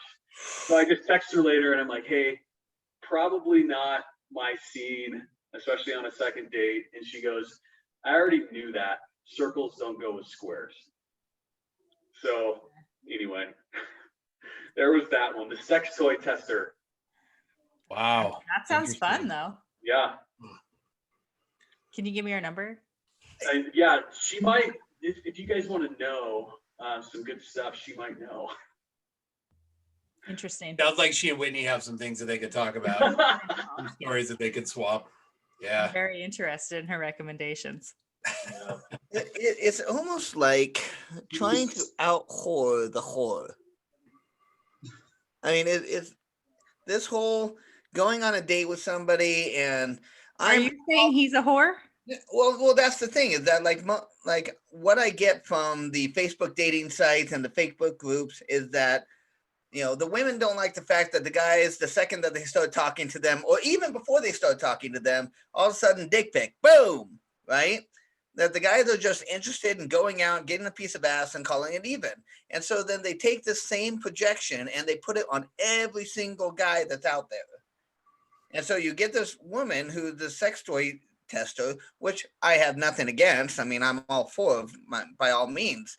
Okay, but don't just automatically label and group in a group of people just because of their gender that this is what they do. Well, all guys are porn addicts, all guys are, you know, sex fiends. And so, you know, obviously here's a good looking guy, so he's probably doing this. So since you're divorced, how many people you've been with? Seriously, we're going to be open here. We're going to be honest. We're going to be, you know, all the skeletons out of the closet. Obviously, you've probably been having sex every single weekend. Oh, no? Oh, honey. I mean, so condescending. It's so condescending, and it is so rude on their part to go down this line and then to turn around and be like, listen, I'm gonna have you come out with me and we're gonna go and just you know, break your cherry on the back room of sex toys. It felt demeaning. And then in a small way at first, when she was going down that line of questioning, I thought, is she just trying to test me here to find out if I have that label hidden underneath my chest? You know, it's just like, no, I don't. But then I realized that she was just like, okay, this guy is way too Mormon or way too, you know, one way, and I'm going to break him out of this. And I just felt like it was kind of demeaning. If she was Mormon, like at any point, like if she let on in the beginning that she was maybe at some point in her life, she's dating guys in Utah. So she's obviously dating some Mormon guys. She probably just finds that exciting, like to get off on corrupting these guys, or like the ones that try to act like they're Mr. Perfect, and she's going to bring it out that they're really not. Yeah. That's probably what she was going for. That is quite possible. Well, I hope she finds her guy. I mean, I'm sure there's somebody out there that, you know, would love to speak to all those topics and would go on a second date to the back of Blue Boutique for sure. Like accountants. I'm sure there's a ton of guys out there that would jump at that opportunity. So I'm sure. Yeah. So being in Utah, I mean, you're sort of in dating Mecca right now. We always call it. You know, I'm here in Portland area. Nick's over in Delaware. Whitney's in the middle of nowhere. So, you've got the smorgasbord of like Hand opportunity over there. fist. Have you gone to any mid-singles functions or anything like that? Any sort of, I guess they've got even mid-singles awards there. Yeah, no, I haven't been to the wards. I've kind of stuck around in mine because I'm kind of the only parent that takes their kid to church, and I even take them almost every week when it's available. I mean, obviously COVID's changed that for everybody. But I have gone to several events, which have been kind of duds for me. Maybe it's because I don't know as many people as others because I haven't been in the scene as long. And so I go, and I'm not the type of person that can just go as a single of a person alone and find my way into a huge crowd. If I know a few people, then I can find my way into a crowd. But if I'm the only one, and Nick can attest to this, because I went to Bear Lake with him, and I was a little kind of a wallflower for a while until him and I went on a car ride. But yeah, I've been to those, and yeah, mid singles ward wasn't for me. I went twice, but I was just like, I'm going, 2 hours to my own ward, and I need to do that for my kids, and I want to do that for my kids. I don't know if I want to jump across and do 2 more hours of church. Yeah. Huh. Well, for those of us in the dry areas where there's really not that many people to date, sometimes that sounds like it would be really appealing, but then you find out people that are in that area and they're like, nah, it's not all it's cracked up to be. I would say that the best ones that I've been to have been special interest groups that you find on Facebook, singles that like to hike and people that like to go play ultimate frisbee and people that backpack. I met some really good friends on a backpacking trip I went in Nice. June, and it was great. Besides the fact a girl lost her finger, it was an amazing couple nights. What? Wait, what? Listen, I'm going to just be straight up right now. I will never go hiking with you. Okay. If people are losing toenails, people are losing fingers, like. Yeah. So the toenail was my fault. The finger was not my fault. So we say. We're oh, there could be so many jokes to be had, Nicholas. Okay, so how did she lose her finger? We're up in the Uintas, and we're up on this mountain peak, and we're coming back down, and He we said, scratch we my hit- prostate, and she's like, okay, and then all of a sudden you just tight up and it's gone. I get it. Exactly. We hit this rock slide, and like most teenage boys like to do, you have to throw rocks and roll rocks down a rock slide, right? Well, we're all 35 to 45 years old. Maybe a couple of them are a little bit older than that. And so they're all rolling rocks down the hill. And I'm like, I don't know. And I was probably turning to be, probably the dad in this scenario, because I was like, okay, this is cool, but what if there are people down there? And I don't know if I want to be around all this. So I kind of like beelined way out of the way. And there was another girl there with them, and she's like, well, I want to roll a rock. So she gets on one side, a guy gets on another, and they lift it, and all of a sudden it slips out of his hands, and her hand just gets crunched. And she pulls it up, and there's like that last segment of pinky gone. Oh, Just gone.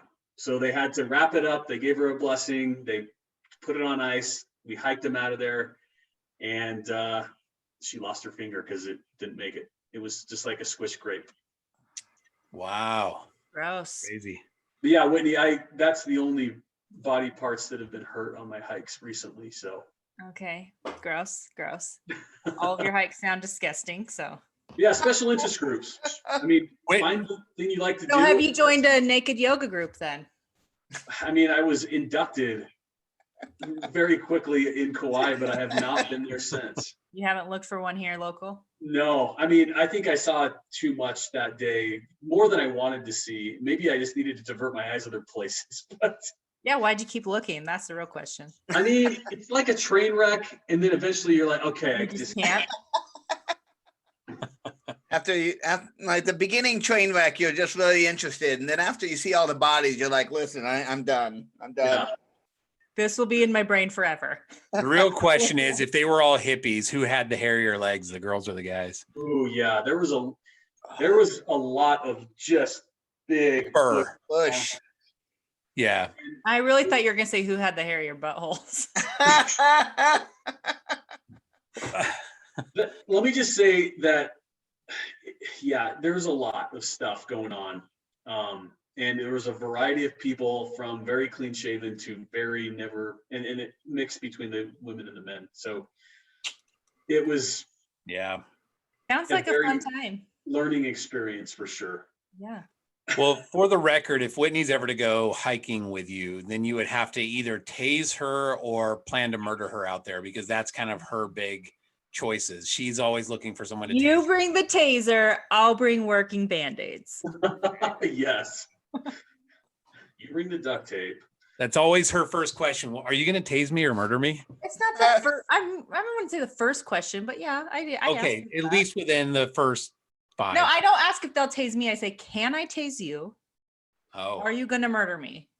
And they're Okay. like, well, I really feel like their response is very telling. Like some of them come back with really funny responses, and I'm like, yeah, you're my kind of people. Like Some of them tase, are like, I'm like, tase me, Whitney, do you promise? And then they kind of give you that look yeah. like. They'll be like, I'll let you tase me if I can tase you, and I'm like, okay, deal. I'm in for this. Whitney does accounting. I wish I was an accountant. Right. You're a product tester. That's right. Taser. Hey, I saw a girl on Facebook saying that she makes $2,000 selling used panties. One pair of underwear. Somebody paid her $2,000 for one pair of underwear. Wait, her own? Yeah. Like she bought Does she sell them on pair of Craigslist? underwear from Target. She wore it for a day, puts it in an envelope, mails it off to some pervert that paid her $2,000 for it. And I'm That's like, insane. ugh, I mean, that doesn't sound too bad though. Nick, I'm you going to don't- catfish an account and put up a girl's picture on there and just like start mailing off panties.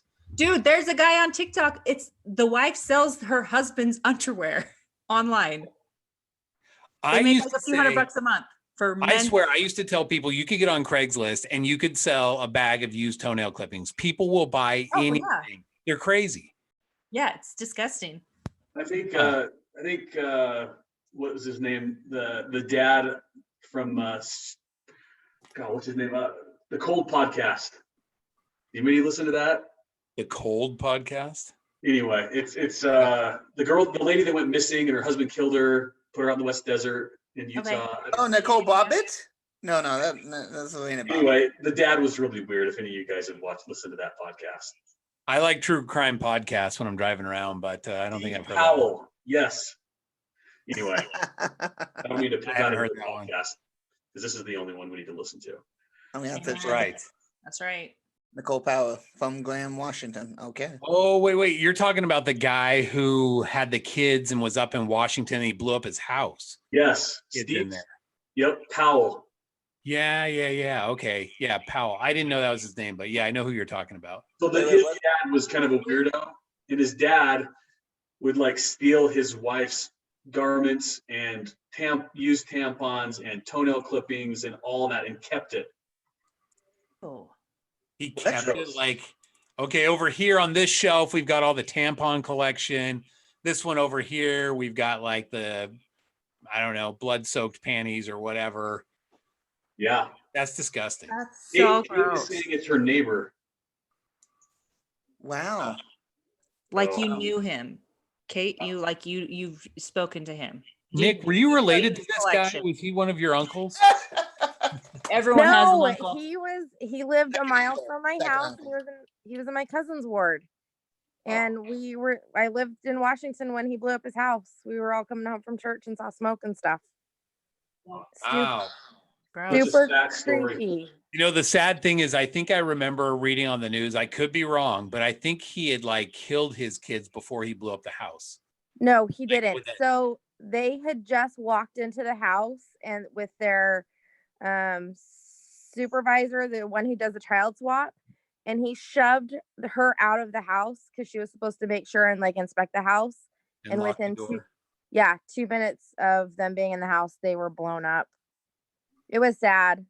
Her parents, Susan's parents, were in my ward, though. Yeah, Kate. So you knew his parents then. Her parents and his her parents lived in the other state in Puyallup, just over the border. Susan Powell and Josh Powell. That's what the names were. Yep. Yeah, that Josh sounds familiar. And Yeah. they never found her, did they? No. Yeah. Such a I sad. thought I read somewhere that he had like used an axe on the kids or something prior to blowing up the house. I No, heard- it was minutes inside the house. I heard that, yeah, that there was some slashing going on, Everett, but. yeah. Ew. What? How do we have so much blood in this podcast? Like, this is not usually a thing. Yeah, Well, Gross. it usually stems around you wanting to be murdered. Since I that's don't kind of want been your. to be murdered. You ask everybody like if they're the- going to murder you. I know, and if they were gonna murder me, I wouldn't go out with them. but do you think Well, the that's a murder- nice standard to have. Are you going to murder me? Yes. Okay. I guess we can't go out. Sorry. But okay, Whitney, what signs do you look for when you ask that question? When you say, "Are you going to murder me?" What's a bad response to that? Seriously. A bad response is the ones that are lame, and they're like, "Wait, what? No, Like why would what? I do that?" And I'm like, "Well, that was a dumb response." The good ones are the ones that are like, "Yeah, I might. Are you gonna murder me?" And I'm like, "That's a risk we're gonna have to take." And then we're like, "Ha." And then we're like, "Okay, let's drive out in the middle of nowhere and eat burritos," and then we don't get murdered. So One of if these I days, honestly thought they were gonna murder me, we wouldn't have got to that point. it will backfire one day. There will be a Ted Bundy lookalike. At some point, yeah, someone might murder me. I'm not gonna lie. I put myself in compromising positions all the time. Okay. So I found this. Try Tried to to. kill his sons with a hatchet before the fatal explosion. I mean, this is almost too terrible to even want to Oh, read. but- right. Drop this No, off. that's not. He was 36 years old. Yeah. Yeah. Well, so yeah, Anyways. Dad was a weirdo. He collected toenails, and yeah, that's gross. So So, basically, Johnny, do you have any collections that are not toenails? Not from Hobbies. women. I Maybe do. lasers. You I collect your own collect toenails? hats. Okay. I have a lot of hats. I have a lot of ties. Probably too many pairs of shoes. But other than that, no. I have one too many cars. One too many? If you want to send one to me, I'll take it. Well, one is in process. It's a 1965 Mustang that I'm working on. Okay. Oh, nice. So it's not. She's stinky because the exhaust. You smell like exhaust when you're done driving her. So I need to do some more work. Otherwise, it's just a cold ride with smelling like exhaust when you're done. Can you ride a motorcycle, and do you own one? I have a motorcycle. It's not a sexy motorcycle like some women would want to envision. I've got it's an old like Honda Trail 90. It's a like hunting Oh. bike. Nice. Because I had one when I was a teen and I bought one and I put around the neighborhood with my kids on it. I've actually at one point had a Honda 90, so Yeah. I know exactly what you're talking about. Well, saddle up, partner. Let's go for it. Isn't Oh, that what there you go. isn't that what Harry and Lloyd say when he comes up on the motorbike? saddle up. Saddle up, partner. We don't normally pick up hitchhikers. But The question is who's going to be This on the one. back and who's going to be frozen to your back. So Yeah, that's true. He's Yeah. gonna have 2 sets of gloves the entire time. I am an excellent passenger. Yeah, we're in the Rockies. You know, funny story, you know, because if you go doubles on a motorcycle, you have to spoon automatically. I remember when I was at BYU, there was these 2 guys that were trying to look really cool on a crotch rocket, and they didn't have their shirts on, and they had sunglasses on, and they were at a light, and then they had to both spoon. And I'm like, I don't know if you guys really thought this one through, that it's not as sexy when there's 2 dudes that are sweaty and spooning on a bike. He didn't sit backwards. I've seen guys the guy on the back sit backwards. Oh, they were full That's spoon, but terrifying. they didn't like it. So Well, tell you what, we're getting to the point of the podcast where we're going to play a little game. okay. All right, so today's game is going to be a Would You Rather. Okay.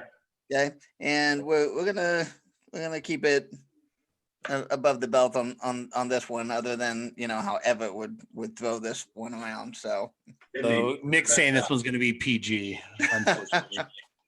but this will be Take it. into here. All right, so here's your first question: Would you rather be rich with no friends or poor with lots of friends, and why? I would rather be poor with lots of friends, and I feel like that's what you should say. But the reason I say that is because I don't know, if you don't have any friends, you're not having any fun. And you know, with COVID, that's been the toughest thing for me. I still hang out with friends here and there, but not nearly as much as I would like to. And so, Says yeah. the man that goes up to Montana and goes off to Hawaii by himself. And Right, does solo trips and stuff. It sounds like I should pick the other one, but I really do love being around people. In fact, I found hippies to be naked with. I mean, well, they were naked. I was not with them naked, so. He just likes to watch. Oh boy, your action. So, but wait, is this like no friends? Like you still have acquaintances, but they're just maybe not your besties? Possibly. Because I'm gonna choose that one because I don't really like people, but like I still want someone to travel with me so that I don't like get murdered while I'm traveling. So just like some acquaintances that are just there. Like your butler. I could hire people to be with me. I don't need Yeah. friends. I can hire them. That's a good point. They might not be true friends, but maybe you could they like you because of your money. And I that's- can pay them to pretend like they like me. Yeah. What about you, Everett? Yes. You need me to read the card again? Yes. What's the score, Everett? We lost. Oh. Yes, that's okay. Okay, next one. Would you rather be the boss or have a great boss? Ooh. I've been in both situations, and I am an ENFJ, and so I naturally like to lead, but I do love a good boss that appreciates what I do. Boy, this is a tough one. Whitney, what do you pick? Let me just come back to me. I feel like it's the same way. Like I'm either like the front of the pack or like the back. I'm not a like middle of the pack person. I will take charge or I'll be like, whatever, you guys take over and I don't worry about it. So I don't know. I could go either way. I'd rather be a good boss. I find fulfillment in doing great things and helping lead people. So I feel like if Whitney was the boss, she would tase people when they get out of line. I feel like that would be her MO. I've literally never tased any of my employees in my life. They do often quit out of Just nowhere. because you haven't yet doesn't mean you can't or you I won't. actually recently got in trouble because I never opened my pepper spray. My boss was like, I gave that to you. And I was like, probably not going to die. So it's probably fine. You should have pepper sprayed your boss. I would get fired. I need my job. No, you wouldn't get fired. He was giving you shit for not using it, and then you use it. And, it's like one of those. No, she didn't say use it. She said, open it and carry it with you. Don't just leave it on your desk. And I was like, meh. Gotcha. Nick, look at ENFJ-T. That's the like very specific Mentor. dialed one. Okay. Many friends. I know I'm an ENFJ also. I don't know the dialed down version. Oh, okay. The more specific. It's been a while since I took the Myers and Briggs. Have you done an Enneagram as well? Yeah. You know what number you are? I think I'm a mix between like 3 and 1 are my two big ones. Okay. All right. Interesting. I feel like the Enneagram, when you come to like personalities and relationships, that one's probably more relationship oriented. The NFJ is probably more business oriented and like how you would like to conduct your professional life. So yeah, I think so. I think that's probably fair. Yeah. I think on this question, I would like to be the manager. First, I like leading teams, but second, you always get paid more as a manager. So you kind of get to be the leader in that spot, but. Yeah, I would probably have to say I'd rather be the boss. I could see that out of you, Nick. Nick likes to take charge of literally everything. So. Yeah. I don't know what you're talking about. Yeah, we're having like a good conversation. Nick's like, okay, we're moving on now. Like, oh, all right. Well, like I've planned trips before and Nick comes in and he's like, okay, here's what we're gonna do. I'm like, dude, what? You're not part of this. You were invited, but you are not the boss. Get out of here. You know, Another good one like that, that's kind of like this, but it's a little bit more horoscope-ish, is an app called The Pattern, and you put in your birth. I love the pattern. Are you on the pattern? Let's be Yes, friends. let's connect. Let's be pattern friends. I love it. I feel like at the end of seriously, this every single day, I'm like, how does this know me? Like they're I all know. so accurate. wait. What are we talking about? It's an app. Pattern. The pattern. Yeah. I feel like at the end of this podcast, when we ask whether or not like we're going to find a good match and we'd like to have you back on, we should just have you and Whitney on at the same time. Well, Whitney's from Idaho. Shelley or Idaho Falls? I grew up in Me Shelley. or Idaho Falls? I grew up in Shelley. I told you that you probably know some of my cousins. So I have I know. cousins. Who did you say? Eaton's? I think you were friends with them. Eaton's and Hanson's. Which Hansons? Wait, So how? CJ Eaton was the grade below me. Okay. We're talking Chris Hansen here. Yeah. I know Ryan Hansen. I went Ryan on my very Hansen, first date Austin with Ryan Hansen, Chase Hansen. Ryan Okay, Austin. yeah. So Ryan was my very first date when I turned 16. Oh, wow. It was terrible. He didn't want to go. I mean, the date wasn't terrible, but I mean, could have been better. Yeah, those are my cousins. How fun. Yep, that's where I'm from. Go Russets. Rossets. Russet, Russet. like potato. Rossets like the potatoes. Wow. Yes, my mascot was a potato wearing a crown. Good football Yeah. program. Oh yeah, we won state every year I was in high school. What are you guys like 2A or? We were 3A at the time, but it's moved up to 4A now. Hmm. I mean, I won state my senior year of basketball, so I'm just gonna throw that out there. So what did you play? Like first string left out? Yeah, basically. Nick Okay, is so like Is this, heavily concentrating. He's like totally. What are you looking up? is this the Ryan Hansen that we're talking about? Yeah, that's it. That's my cousin. Oh, what a nice family he has. Yeah. That Good one's for kind him. of chunky. Need to lose some weight. Yeah, that was my very first date when I turned 16. We went out to dinner at a Mexican restaurant, and then we This went could have been home, you. had like a Could've been you, party at my Whitney. house. That could have been me right there. That could have been you. Unlikely. Unlikely. He liked my friend. So it's fine. All right, so Nick, come on, let's roll out some new ones here. Yeah, what's your Okay. next question? This is a good question because you're kind of hitting all of them. Do you prefer the mountains or the beach?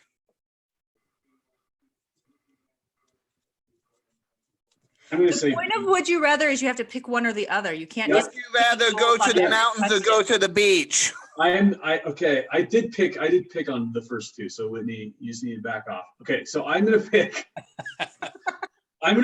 beach. There's nothing better than sitting on the beach with your feet on the sand and watching the waves, cold drink, and under an umbrella because I'm white as white can be. And And- a Shetty book. Yes, and a Jay Shetty book. and also when you go to the mountains, then somebody loses a limb. So Yeah. makes sense. You should All fun choose. and games. People don't go to the mountains, Whitney. They go to the mountains. Just FYI on that. Not around here, they don't. Yeah. They go to the mountains, they swim through the creek, get out of here. right. Well, when your mascot is a potato, I mean, come on. When my Yeah, mascot we've got potato, I the can throw tater on. tots. They're kicking some trash this year. Gonna take state, pretty sure. Our dance As team was long as called they the can beat the Tupperette, fry sauce. like the toppings on a baked potato. For the record, I said cold drink. I mean Coke We Zero. know you don't mean liquor. It's fine. Mountain Dew Zero, Coke Zero, Cherry. Those are my two jams. Okay. Zero though? Coke Zero- Zero, Mountain Dew Zero? What? Yeah, because I can't do the calories, so I just do the zero. But I don't want to do diet because that's too feminine. The Mountain Well, Dew. diet has the aspartame, I Zero? think, right? Mountain Dew has a zero and it's disgusting. I have There's never no heard such of. thing as Mountain Dew. It's Mountain Dew. Thank you. Okay. I think that Coke Zero has like stevia or something in it. It's not the aspartame. I think that's kind of the whole purpose of that. Because the aspartame is like what's really bad for you. Yeah, I that's don't what know if this causes is- Alzheimer's. We shouldn't be talking bad about Diet Coke with so many people, ladies on this podcast because I've just got to say this for the record, so everybody has it on film. Diet Coke tastes like armpit sweat run through someone's butt crack. It is nasty. I second Done. that. Yep. Did you smell your armpits? Have you ever I drank? licked my armpit. It did taste nothing like Diet Coke. Oh, We got to wring it out. Like when you're all sweaty, wring it out, go through your butt crack, catch it in a cup. Oh. That's Diet Coke. That's how it's brewed. I don't want to be a part of this experiment. Next. You and your Diet Coke butt crack action. We're going to have a talk after this. All right. Would you rather go back in time to meet your ancestors or go into the future and meet your grandchildren? Ooh. There's so many. I think the last 50 years has changed so much with technology that I think the next 50 is going to be even crazier. And we thought that 2020 was going to be like flying cars and the skateboards that we can ride like on Back to the Future. But, you know, now we have kids eating Tide Pods, so it's not anything like that. But I would say my grandkids because of that reason. Okay. It's pretty cool. Or Jesus is coming. I don't know. I'm going to go with that one first. Yeah. Nick, you got to keep these rolling, man. I mean, you'll meet your grandparents at some point in the afterlife. And so then you can be like, hey, tell me about your life. But to go into the future. You'll meet them at some point too. I have a coworker that actually bet $100 that Jesus would come by 2026. And so we're really excited to see if that one plays out. Sweet. Oh, man. I'm kind of convinced it's going to happen next year, but you know, that's just me. Well, Okay. check for the rainbow. We'll see. I think we still got a few things to check off the list first as far as the prophecies go. Just saying. Right. Would you rather have a rewind button in your life or have a fast forward button in your life? Rewind. I would say rewind. I'm going to say fast forward. Depends how far back you can rewind. If we're talking like 6 months or something, nah, Yeah. I'm good. Let's let 2020, let's fast forward that. But if we could go back like 20 years or something, oh yeah, there's a lot I'd undo. Yeah, because then you could pull the whole Biff thing and win the lottery, you know. Oh, on that's Back to the true. I was going to say, I don't really have regrets that I would want to like rewind through, but that's true. If I could have my knowledge and then rewind and do it again, maybe. I'd grab myself and smack me in the face like, dude, don't be stupid. I got Dude, some. I'll grab you and smack you in the face right now. I swear. Yeah, but that's not going to undo the past. So there's I would- that's like I'll not. save your future. If I had a future me come up and smack me in the face, I don't think it would be enough. You think you'd still make the same stupid mistakes? I think I would make stupid mistakes. They probably wouldn't be the same ones, but they would be of a similar fashion. So equally stupid, just with different people or whatever. There it is. I think if I had the knowledge that I have now and the experiences that I've had, I would definitely do things differently if I went back. Okay, I'll run with that. So in my mind, when I'm reading this, I get to go back and chat with my former self, but I don't get to go back and relive it. I think rewind, don't you have to play it again? Yeah. Or if I you think just, you're wrong, 'cause Nick. if you don't have a fast forward, you can't rewind and then come back, right? You have to Oh, that is just true. press play again. I don't know. I know. I would use that more with things that come out of my mouth before I think, and then I could just put that right back and then, So you need a 2-minute rewind button, is what it sounds like. yeah. I mean, I would probably not say as many "that's what she says" in situations that I've said. Never regret those. It's never So a mistake. any HR meetings that would have been avoided. Yes, absolutely. Yeah. Hey, Nick, next question. All right. Would you rather fly or read minds? I would rather read minds. I agree. I think if you fly, then there's gonna be all that. You have to like wear so many like layers for like that wind chill factor. You have to have like the goggles. Every time that you land, you have to take everything off, depending on where you land. Could you imagine how different dating would be if you could just read people's minds? Oh, None of right. this guessing of like, all right, are they playing games? Are they interested? Are they not interested? What's going Yeah. on? Awesome. Like you just skip to the chase. Ooh, And I feel like though there would be a lot of thoughts that I'd be like, I didn't want to know that. That is true. yeah, you're Guys, addressing like Thank you every for one of your thinking I dates. have a nice butt, but I didn't want to know. Well, then you got people like Nick who'll just come out and tell you straight out. So No filter. Like, Right. so have you always had a fat ass, or is that just something that runs in the family? Oh, it runs in the family for sure.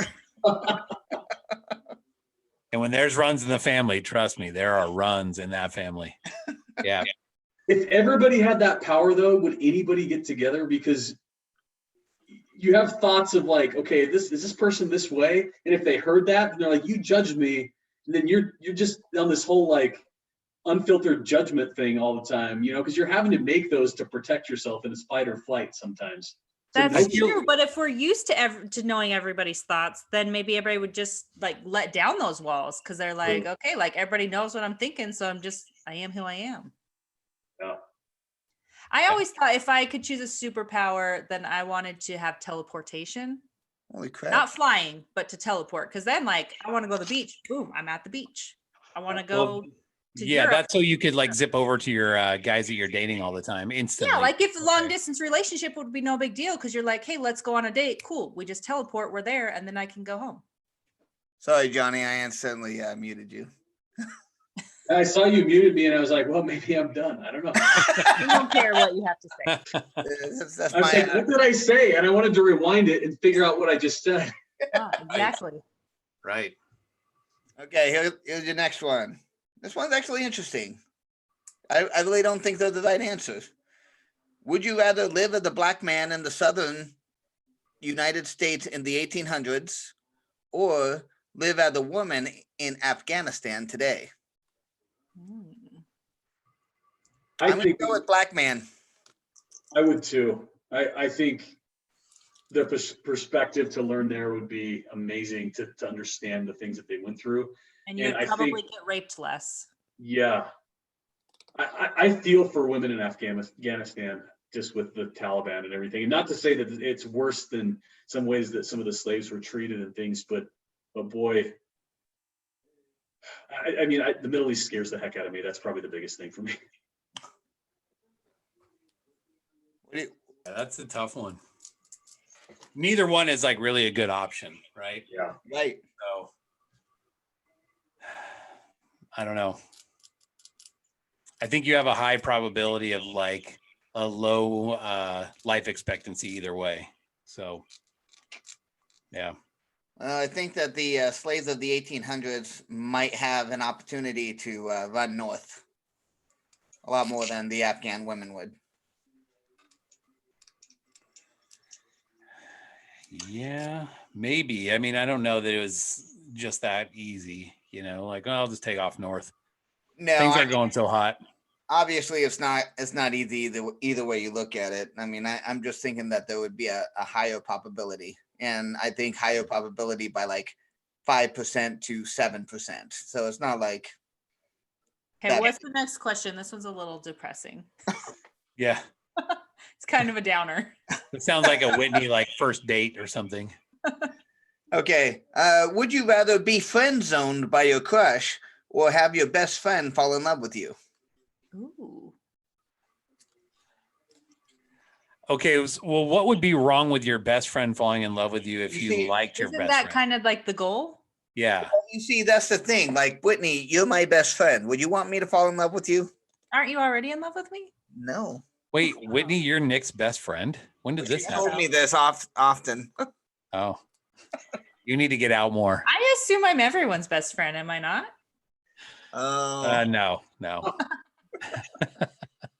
I assume that they're putting in there that it's, hey, It's you're that best friends, but friend zone. yes. Yeah. Oh, maybe Friends because not you mean like your interested. same sex best friend.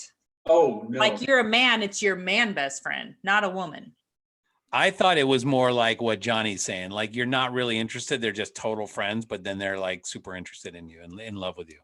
Yep. Okay. Like there's no interest there, but then the other way around is you're super interested in them. So and- would you rather be friend zoned or would you rather friend zone them? No. You've already friend zoned them, but they're in love with you. Yeah.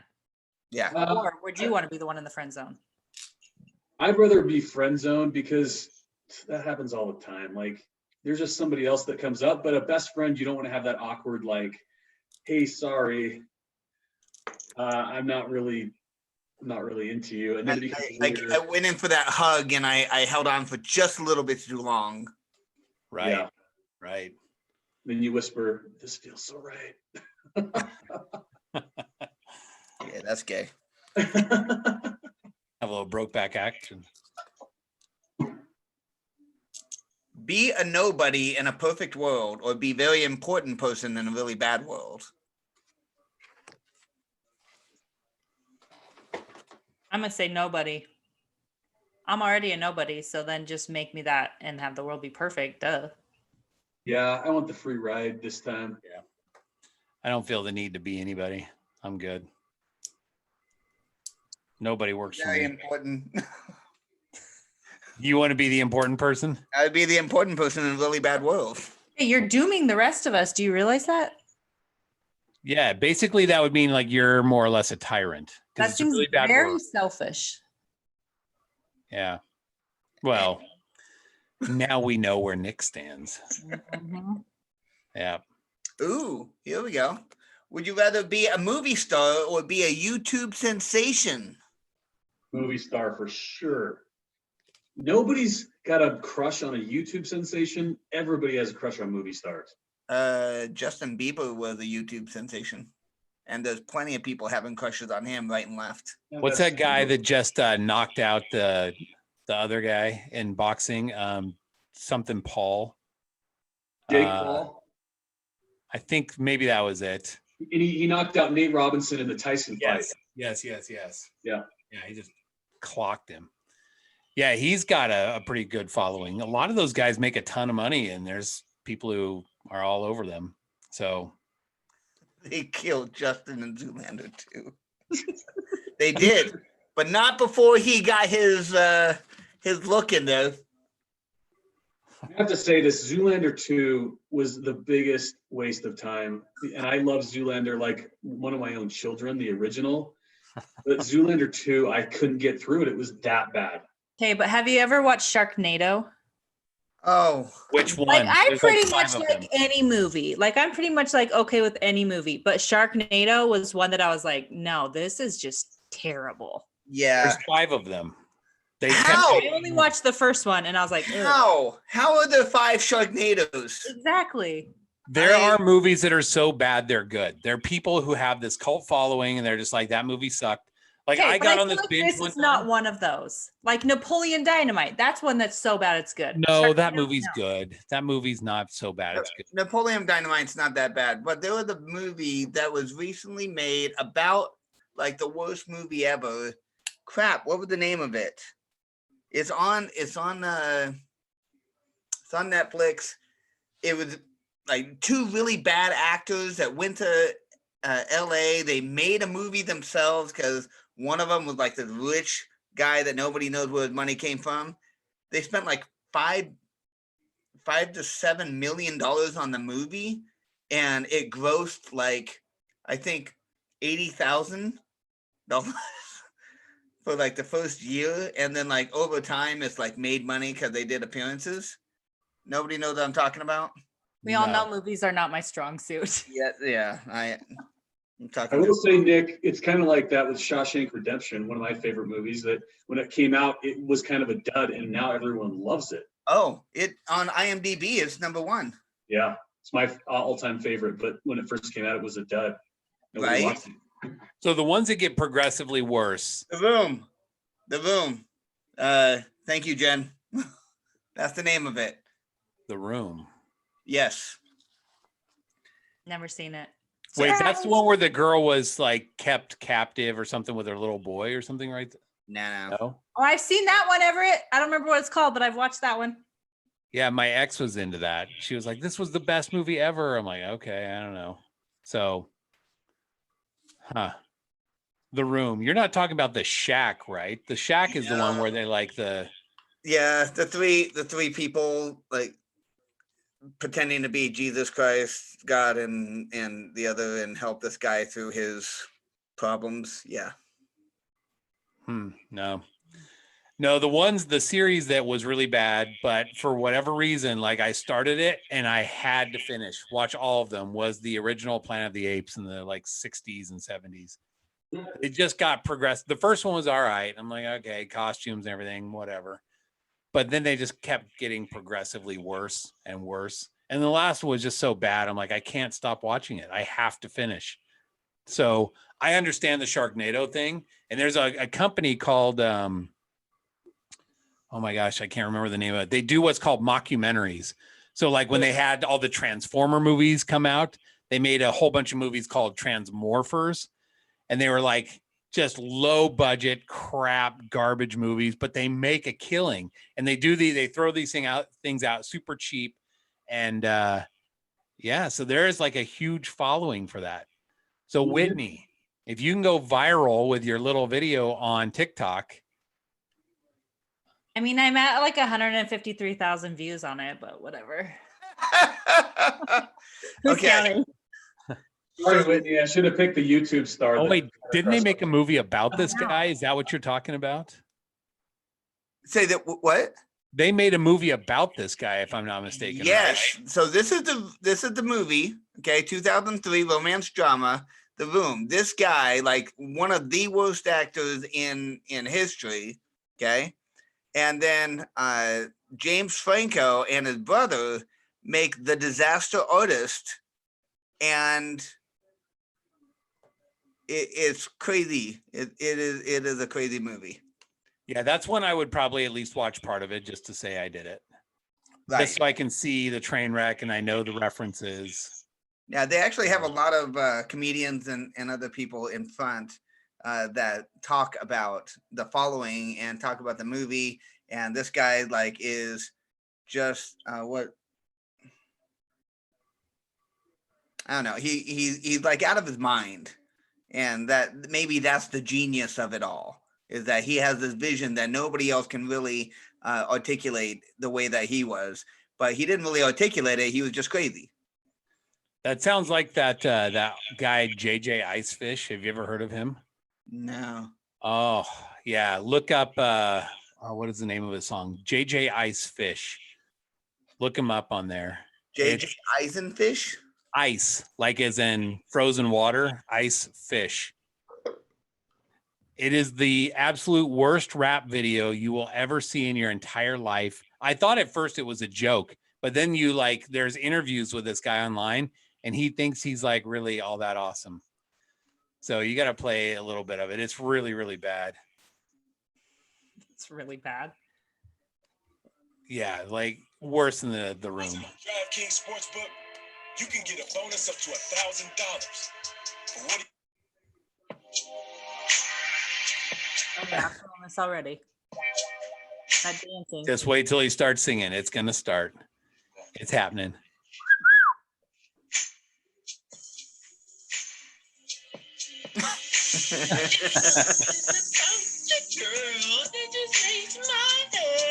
Oh, I've heard this song. Yeah, look how many views it's got.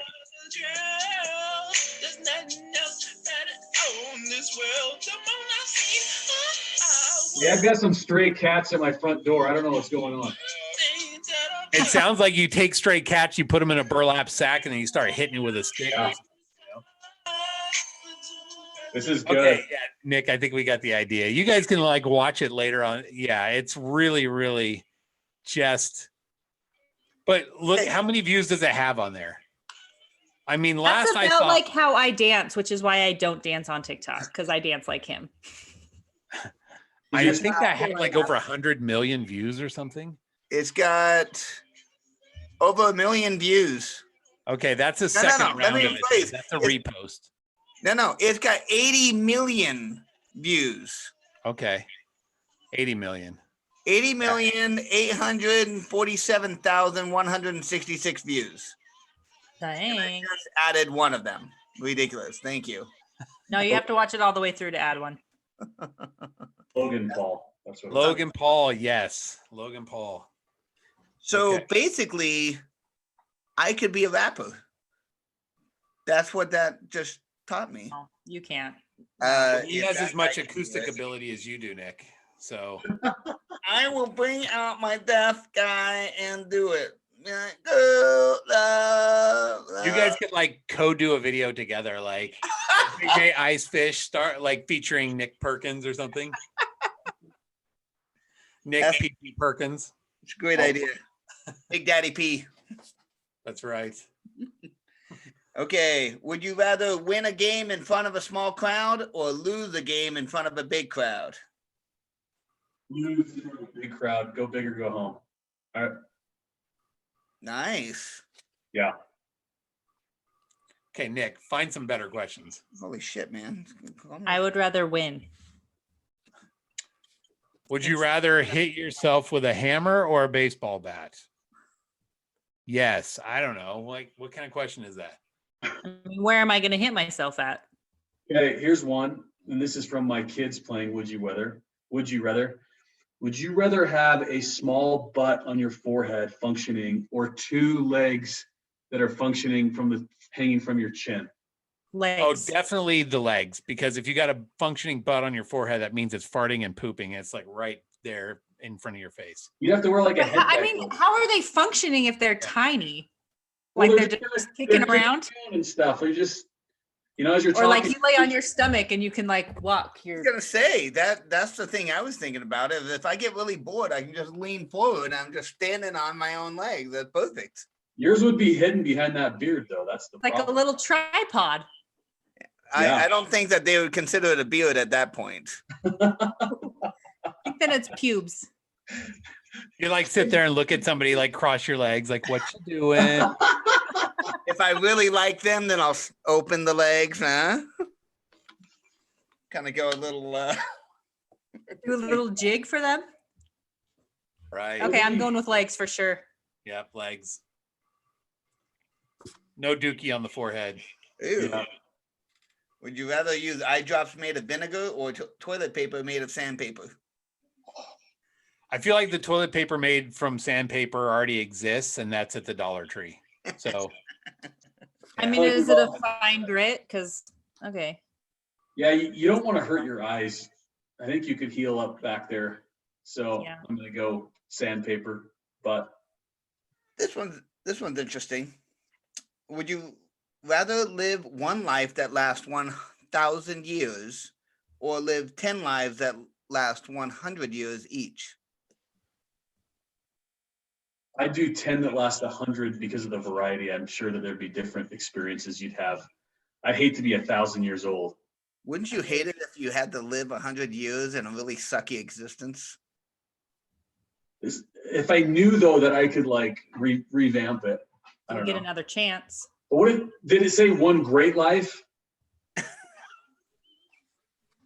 No, it just says one life that lasts 1,000 years. Well, and if you know that there's like better possibilities, if it's crappy, you have 100 years to better your circumstance.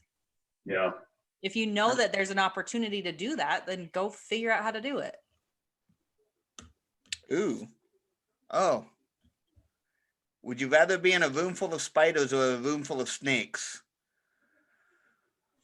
I would do spiders all day long. I can't No. do snakes. I can't do snakes. No. And here's one. Dating websites, there's a lot of ladies that are holding snakes or cats. I don't get They're it. not the same.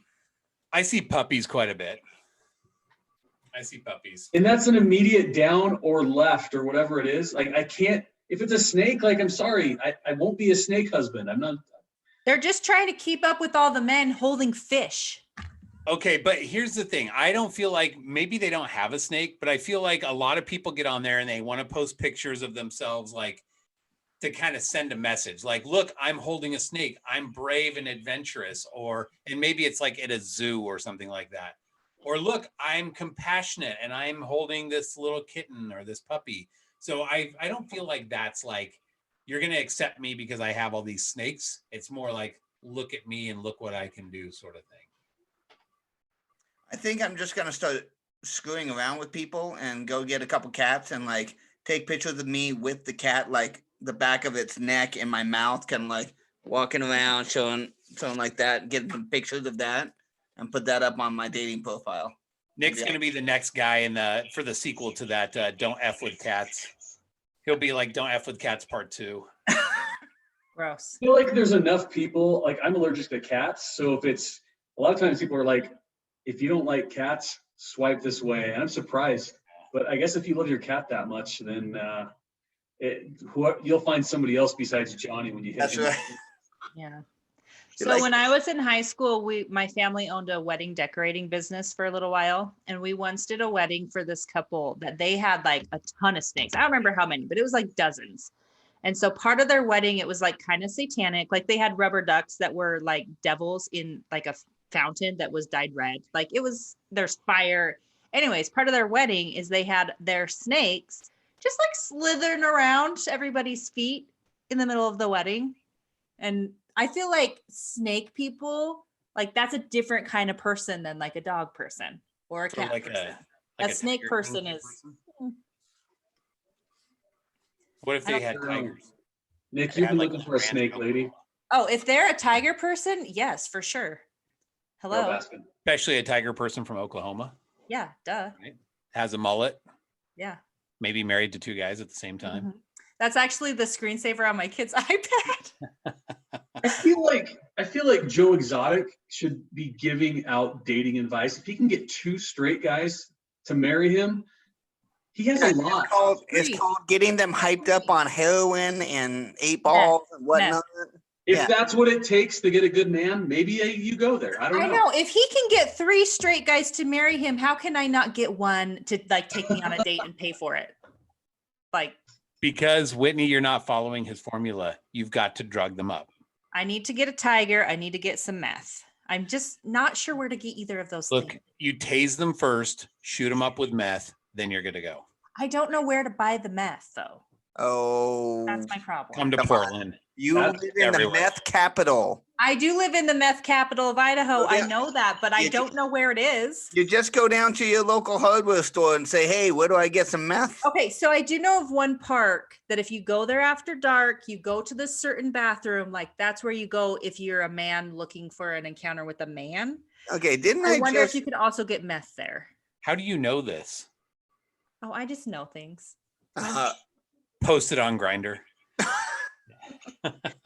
I've heard of a place like that out by, I was on our office is out by Saltaire, do you know, out going toward Tooele. okay. There's a big place that they used to have concerts and stuff, and a coworker went out there and he was going on a walk and some guy just pulls up and he goes, "Hey, you horny, bro?" And he's like, "What?" So yeah, apparently that's a place in Salt Lake City if anybody's interested. But so now every time I see him around the office, I'm like, "Hey, Gavin, you horny, bro?" Apparently, I've learned this that if you're, I don't know if this is the same for women, but for men, if you go into a bathroom stall, you put your foot underneath the stall. If they put their foot back through, that means they're interested in Your hooking shoes. up. Yeah, there's a bunch of YouTube pranks where they'll get on and they'll go into a bathroom stall and do that and like film it just to get people's reaction. They're like, "You better get your foot back over there. I'm gonna break it off." And people Yeah, like, somebody try it out and see how it turns out. "Let me know how that works out, Nick." I I- nominate you. I like the one where you take some toilet paper and you take some peanut butter and just rub the peanut butter on it. And then you wait for somebody to come next to you and then you just kind of throw it over next to them and be like, "Oh, sorry, man. Can you get that?" Okay. I saw that one but they asked the person next to them for toilet paper and they reached under with the toilet paper and then they touched the top of it. Have like chocolate on their hand and then Yeah, put a little Nutella on their hand or something. But men don't share toilet paper like that. Do what? I've never asked another man for toilet paper. I would just, Is this a thing that girls do? Do you guys like share toilet paper? Like, hey, can you give me a Like if couple you need squares? some and you ask, "Hey, I'm out over here. Can you pass me some toilet paper?" yeah, I've never done that. I think I would There's just, no trust. No trust for men. I would And waddle No. to the next stall and just jump in. that. Yep. Yeah. I'll pull it all the way up. I'll risk the brown streaks just to get to the other stall. Yeah, we don't want to get into the male psyche in bathrooms because we have all these weird rules. So Yeah, you don't make eye contact. You just like focus, get to your business, and get out.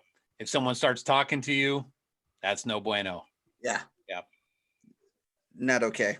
It's business in there. You do your business, you get out. Unless you're looking for a hookup, I guess, in Whitney's little park. Hey, I can take you there if you want. It's a nice park. Just don't go after dark. Oh, Or do, I guess, depending on what you're looking for. I'm good. Thanks. Okay, so would you rather be stuck in a broken elevator or be stuck on a broken ski lift? Elevator. Really? Number one, I have been stuck in an elevator before. Number two, I'm scared of heights. But that's why I wouldn't want to be stuck in a broken elevator. The second that sucker goes, it's like. Who says it's gonna go? But don't you get really sweaty in there if there's no like AC and stuff in the Maybe. elevator? Maybe. I don't like being on a working ski lift, let alone a broken one. I feel like a ski lift would be fun. You're kind of up there, you're hanging for a while. It's like you got the whole scenery and the view. Oh, then I gotta have my eyes closed like for however many hours. Yeah, you get used to it. And it's called sleeping. All you got to do, Whitney, is talk about how you used to drain your boob when you got mastitis. I did not do that. I feel like now I need to like figure out how do the mechanics of that work? Yeah, I well, think about this all night. there's probably a YouTube video about it. Yeah, that's probably true. All right. So Nick, let's find some good ones, not like some weird lame ones. Okay, well, You'd rather drive a blue car or a red car? Like, I don't really care. Blue, I'm not a fan of red. All right. Well, great.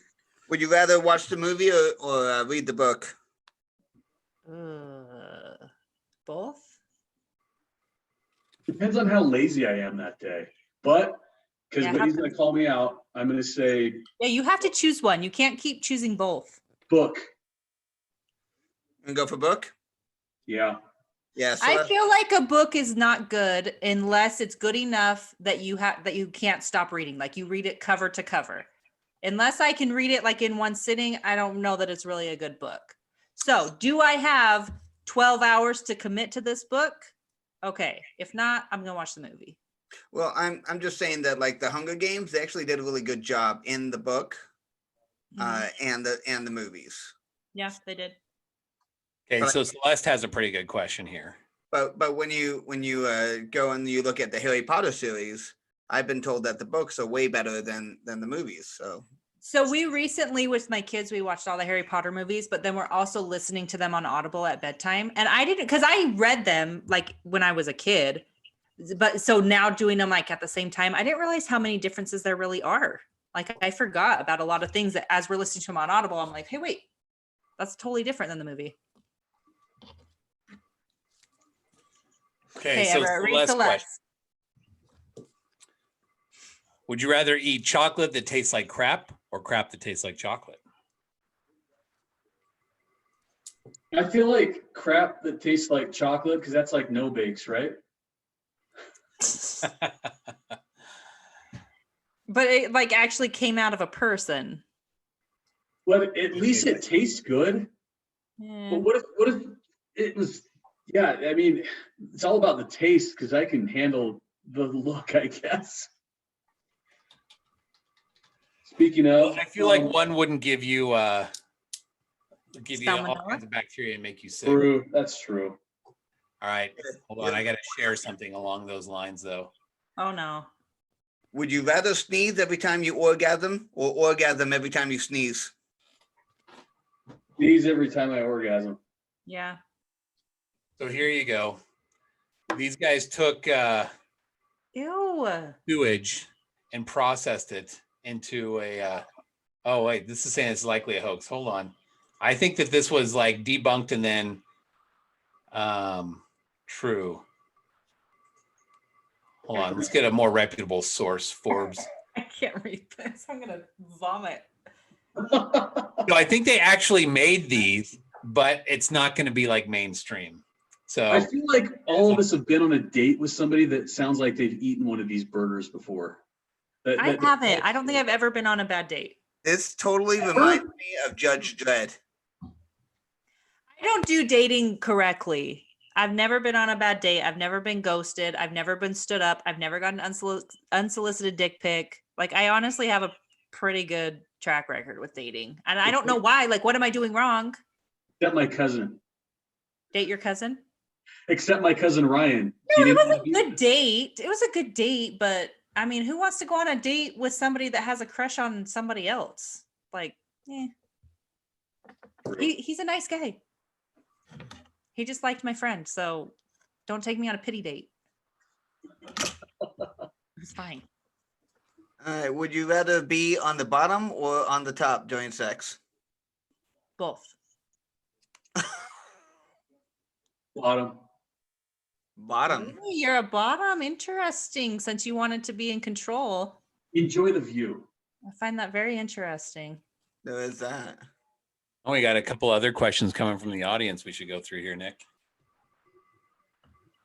Would you rather not shower for a week or not brush your teeth for a week? Ooh. I'm going to have to say shower because I can't handle furry teeth. I just can't do it. Yeah, furry teeth are not. But what about when your butt crack starts itching? Ooh. Well, I guess it says not shower, but you could probably still just like sponge bath. Just like wet washcloth. I feel like you just wiped your butt with a wet washcloth in that last swipe. That I was just showing you. Yeah, I was acting it out. I know I'm a really good actress. Ooh. I don't know that I could do, I don't know. That's a tough one. Because after like a day or so, your teeth feel like there's all kinds of stuff in there. And I'm constantly like, I've even got a little flosser here. Like I've got to floss and brush in between. It drives me crazy. Yeah. So, I've gone 24 hours without brushing my teeth, and it is atrocious. Like I start the next day when I'm standing in front of the mirror, I just start like making fun of myself. You know, start brushing my teeth and be like, you're a whore. how do you brush those teeth again, Nick? You know. Yeah. Keep brushing those teeth, Nick. Would you rather know the history of every object you touched or be able to talk to animals? I don't want to know. I don't want to know who else been touching it, what else it's been doing. I don't want to know. Yeah, because otherwise you would never sleep in a hotel room. I'll talk to animals. That's fine. Gross. Oh, that's not okay. Yeah, I'll talk to animals. Yeah, if only you could take a black light to your hotel room, that would be. I have one. I have a black light. Have you ever take used with it you? like at a hotel? I use it at work. Yeah. It does not matter how clean a bathroom looks. If you take a black light in there, it is nasty every time. What gets that out? Like bleach? So you can use like bleach on like a bathtub or something like that, right? Yeah. Usually when Or I like get a blood on my toilet. carpet, I can get it out, or in the trunk of my car if I can get blood out really easy with some certain cleaners and stuff. Like hydrogen peroxide takes blood out. No, actually, the black light, what actually usually is what I find. So we use it for like pets is what we use it for. But laundry detergent shows up really bright under a black light. Really? Yeah. So I don't know, like I haven't like tested with anything with it, but just because you use something to clean doesn't necessarily mean that it's not going to show up with the black light. I'm just thinking like if you move into a place and you take a black light and there's somebody else's DNA all over the place, like how would you get that out? It depends on what it is. I don't know. You just So showing we're up on a usually black looking light. for pee is what we're looking for from pets. So we usually check like the carpets and check along the baseboards to see if they've peed on the walls, if they've peed on the carpet is usually what we're looking for. And so if we find that, then when we have people come clean the carpet, we just have them do a pet treatment and then that pulls it out. Blood, I don't know. Because anytime I've had blood, we just replace the carpet and move on. Yeah. Semen, I don't know because I can't differentiate what the substance is. So I'm just thinking everybody's like, this gets me thinking because I travel a lot for work. So I worry about like hotel rooms and stuff because I know they're just nasty. Even though they look good, I'm sure that housekeeping is in there and they just kind of like loosely wipe everything down. They're like, all right, you're clean. And I'm sure it's not.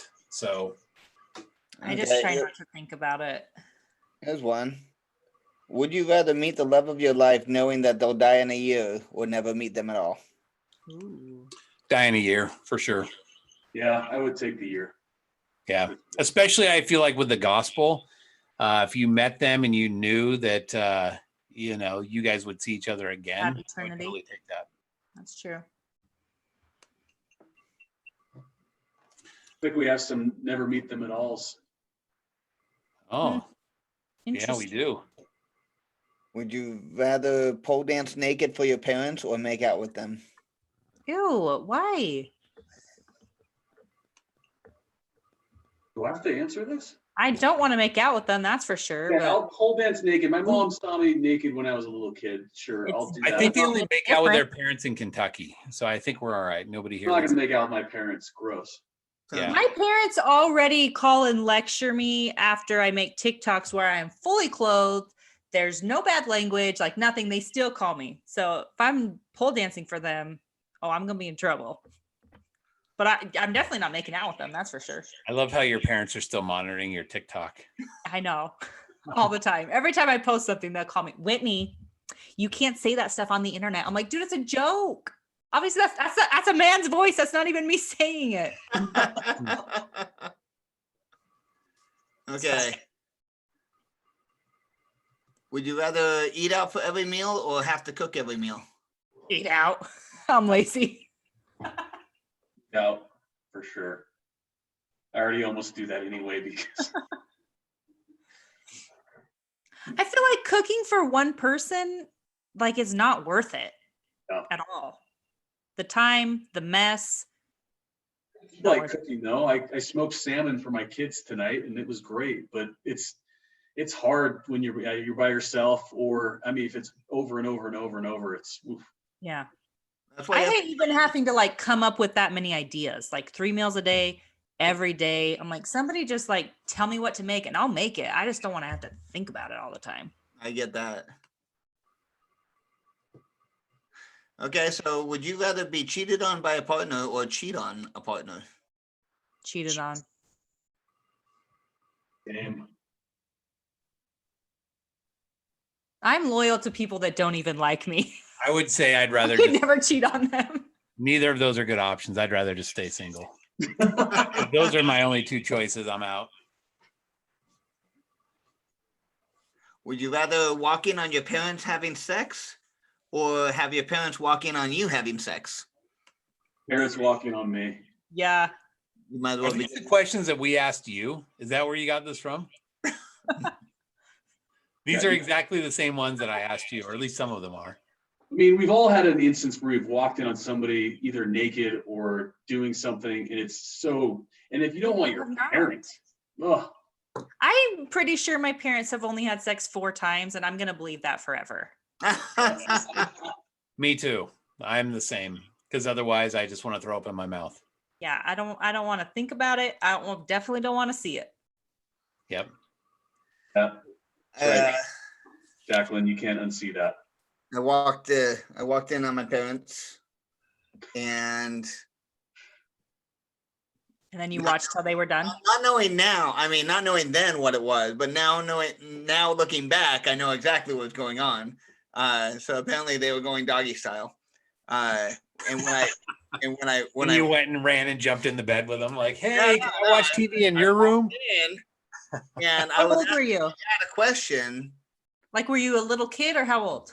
I was like 12 or 13. So I Okay. wasn't like a little kid, but I wasn't like, You weren't sexually active yet. yes, right. Okay. So I walk in and like my mom immediately hits the deck, like throws the stuff on. My dad like dismounts and he's like just standing there, butt naked, just kind of saluting out. And I was just like, hey, and I was like, shit, I'm already here, so can I go to my friends? When you say dismount, I just imagine like gymnastics in the Olympics. Like you did a flip and then it would just like. He's just standing there. Yeah, that's not the thing you wanted to see at the end. The real question is, after that, if that was you in the reverse situation, somebody had walked in on you, are you able to finish afterwards? Or are you just like, yeah, mood's gone. We're out. That's happened to me before. With Who my you walked kid. in on? Yeah, my Tell us kid. the story. Were you done afterwards? Just like, yeah, no. I'll see you tomorrow. So my ex and I are in the middle of it, same position that Nick was in, Nick's parents were in. And it was like, we had this door that you had to lock, but sometimes it wouldn't lock. Like you'd have to I pull the lock out and 100 times. And then I'm like, okay, I think it's locked. This time it was not. And middle of the night, it's just all of a sudden doors wide open and the lights are on in the hallway. And same thing. I'm like, push her down, like hit the deck flat. And she doesn't even have any idea of what's going on. She's like, all right, boom. Yeah, it was just like wham, head to the floor. And then I grab a pillow and like, dude, what are you doing? And he's like, and he has a smile on his face, like, I just walked in on something that's very, very bad. And I'm like, hey, go back to bed and then I'll bring you a treat, okay? Really quick. And I'm like, go ahead, I'll bring you a treat. So then did you finish? We laughed and then she's like, what in the heck are we gonna do? Like, he is going to be scarred for life. And I'm like, I know. And we laughed and then the mood was gone. You guys just laughed about the therapy bills that he's gonna see in the future. Yes. And then yada, yada, yada, I got divorced. You know, that's what happens. Right. That was the downfall right there. You'll be in therapy either way. Here's a good one. I like this. Would you rather be able to see your own future or be able to see everyone else's future but not your own? I think I'd rather see everybody else's because I don't want to see my own because then I think it will feel so predetermined that I won't live in the moment and explore things. I feel like you could piece your own future together with those around you. And you could just be like, all right, I'm going to see when my kids are going to be sad if I like pass away or what's going to happen that way. I feel like I would be burdened by everyone else's future. Like, especially like knowing when they die. I don't want to know when my kids are going to die or people around me. I feel like that'd be a huge burden having to know all of the things as opposed to like, okay, I'll just worry about myself. Now I'm going to worry about all you guys. Yeah, I would want to see my own future. I think that by knowing my own future, knowing what this choice is going to result in would give me the options of altering my future as I go along. I guess you don't have to have a predetermined future, so. Like if I know that my future, if I stay on my current path is going to suck, then obviously I'm going to change something up and try to make it better. I mean, we all would have picked the future that we have right now as divorced people, right? Yeah, I wouldn't have picked this. Yeah, none of us would for sure. Would you rather be on The Bachelor or The Bachelorette? Ooh. One man with lots of ladies or one lady with lots of mans? I struggle with lots of like too many focuses, and I would probably rather be in a competition. So I'd be the Bachelorette. Interesting. You think you'd win? I don't think I would win, but I want to try. That's good. I like the confidence. No, this is good. It's actually the first time that I have ever broken this out. So that was good.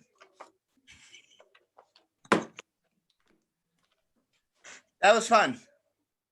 I feel like this is an awkward ending to the game. I know.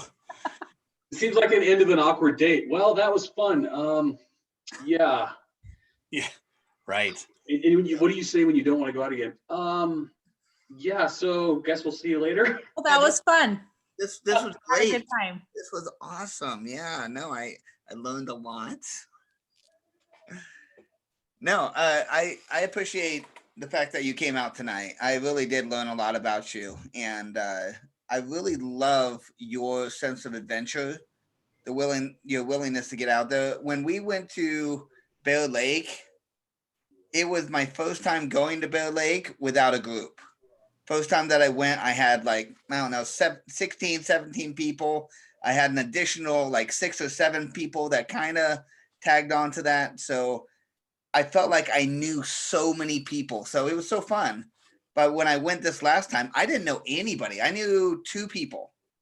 And so when I got to meet Johnny, I think it was day 2.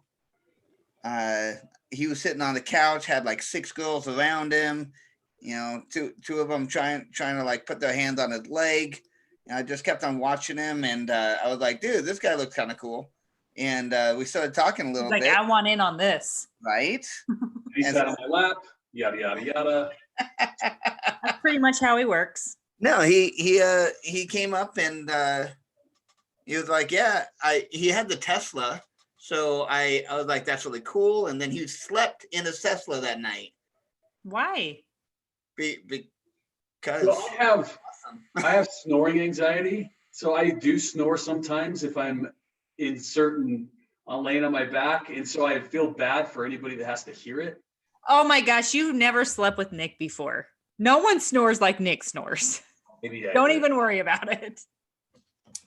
But yeah, I only snore at certain times, like when I'm asleep. So I That's- snore when I'm pregnant. that's one of my biggest worries about getting into a long-term relationship is that, oh That my they'll gosh, snore. she's not going to want to sleep in the same bed as me if I snore. So, Get a CPAP. well, then you're Darth Vader and nobody wants to sleep with that or be on top or bottom for any of that stuff. Doesn't right, usually- how uncomfortable to sleep with that thing. You don't wear your CPAP while you're sleeping together, like sleeping together. oh no. Yeah. No, but then you snore.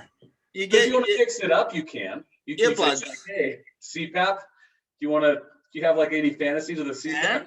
just gonna put that big old elephant nose on Just find you. a girl with daddy issues. She would love it. Yeah. It's like Bane from the Batman movies. You could just be like, Role What if I play. took that I like mask it. off? It would be terribly uncomfortable. I love that movie. So you did say that you're taking a break from dating. Are Right. you still open to getting to know people, to going on casual dates? Where are you at? yeah, Not looking Where are you absolutely. at and what are you to looking meet for? people. Yeah, so I it is my first real foray through the holidays, and even a holiday without my kids is more especially. And so other than my neighbors and people in my ward setting me up with their sister-in-laws that have never been married, or their neighbors or friends that are divorced, the way that I've gotten and met people is through apps. I know that's probably not the best way to do it, but it's the only way I know how in 2020. But yeah, I kind of jumped off apps and just said, like, you know what, I'm just gonna hang out with people that I know. If I've been on a date before, and I'll do activities and things like that. But I guess I haven't been as intentional on seeking, like, fishing and hunting, I guess, if you're using. But like, you're open if the opportunity presents itself. yeah, and in fact, I'm gonna go meet somebody for lunch tomorrow. And so that was just one that just kind of came up. It was somebody that I'd been on a date before, and they're like, "Oh, we should go catch up." So, but yeah, I'm open to it. Just not as intentional on building the pipeline. So How do if you- somebody was interested in getting to know you more, how do you prefer that they do that? You okay with like getting a message, or what do you like? Yeah, hit me up on Facebook and I'll friend anybody, and yeah, let's chat and go from there. What kind of girl are you looking for? So Obviously not an accountant. Would you Yeah. care for one that would tase you? Does that seem to bother you? I feel like I'm going to be giving, like, the way I'm going to say this is going to sound like I've got some memorized response, but I'm looking for somebody that wants, obviously has some of the same. I'm answering this question in a different way than I answered when you said they didn't want to be LDS, but that they'll be a good influence on my kids.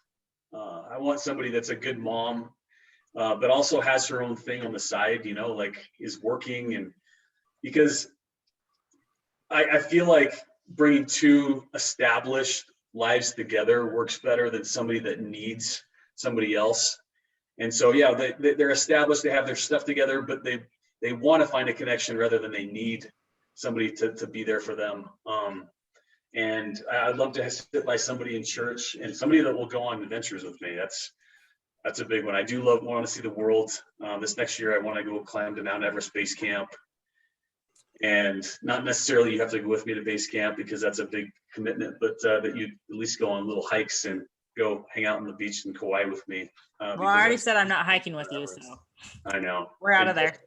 Plus, I said you couldn't tase me, but yeah, I mean that's it. I Hey, mean, listen, it's not about tasing. I just want to know. I just want to see what would happen because I want to know, is that enough to protect myself and my family? I just want to see what happens. That's it. Get a dog. I have a dog. He's not helpful. Can't you go to like some military testing or like police training or something like that where they'll Like I've tased like a wall, like a target. But that doesn't tell me what's going to happen if I tase a person. Is it going to stop him or is he going to keep attacking me? I don't know. So is this your requirement then each time? Like, okay, before we go out, especially if we're going someplace out away from like civilization, can I tase you first? Because I just want to know if it'll stop you if you start. No, it's not a requirement. I go out into the middle of nowhere with people all the time. I just barely flew across the country and met a stranger. So it's True. fine. You did think you were going to come back in pieces. So Yeah. yeah. Well, conundrums. I know. Okay, so sorry, Johnny. yes.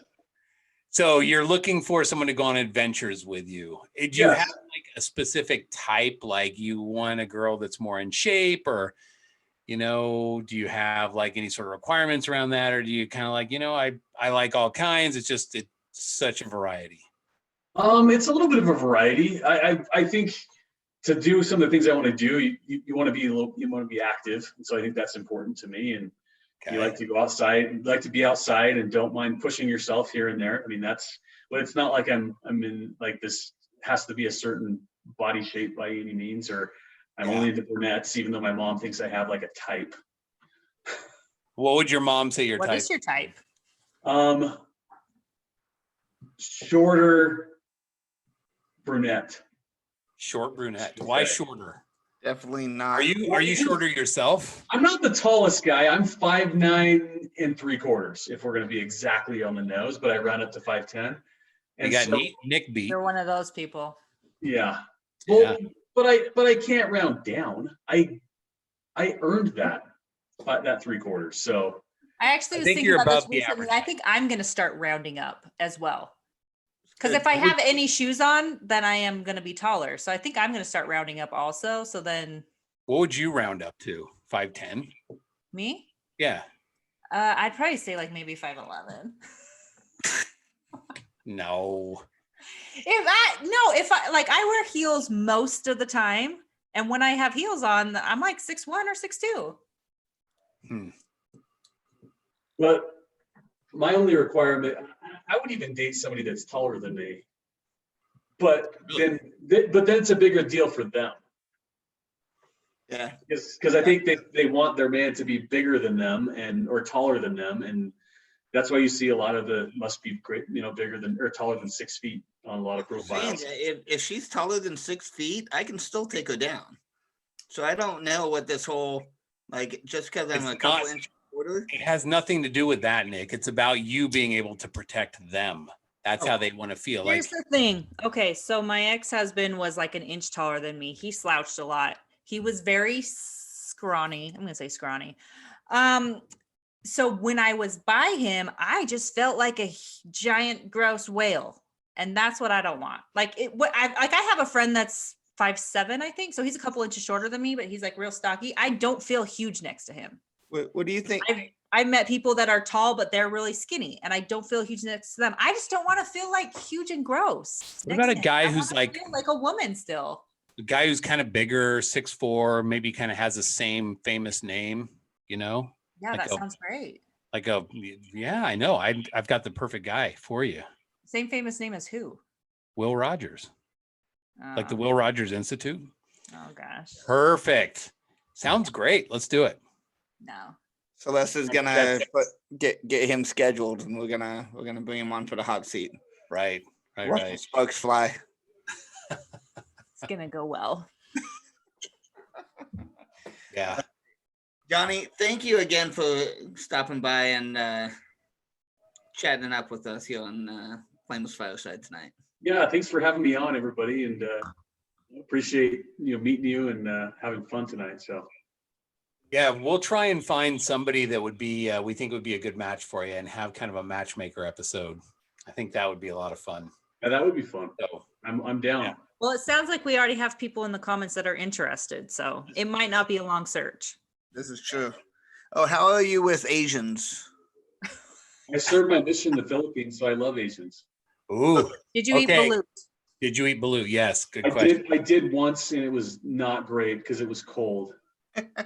Would it have been better if it was warm? Would you? Yeah, because it would be like chicken soup then with feathers and beak, but it's cold chicken soup with feathers and beak. I mean, Yeah, but the soup part is like all the gooey guts and things like that. That's the soupy part. but it actually wasn't bad. It tasted like ramen noodle chicken juice. I think the juice part is like the turn off there. Like Yeah. that's literally a dead baby duck. Yeah, it's true. I mean, If you crunch up the beak and everything. yeah, it wasn't great. I had to do it. I lost the bet. Yeah, that's Gross. Yeah, Christina's bread and butter right there. She loves that. So need to ask my friend if he ate palui or not. He served his mission in the Philippines as well in Illongo. So, yeah. Interesting. Did you eat snake while you were over there? I didn't even see a snake when I was over there. which Did is you eat great. anything weird? I ate dog. Really? Ew. what How was breed? that? It was gross. It was disgusting. Because the dogs in the Philippines are just not healthy. But somebody made it, and they're like, "You want to try?" And I thought, I mean, I might try anything once. Right. And so I Yeah. did. My another friend of mine, he served in the Philippines too. Apparently, I know a lot of people that served in the Philippines.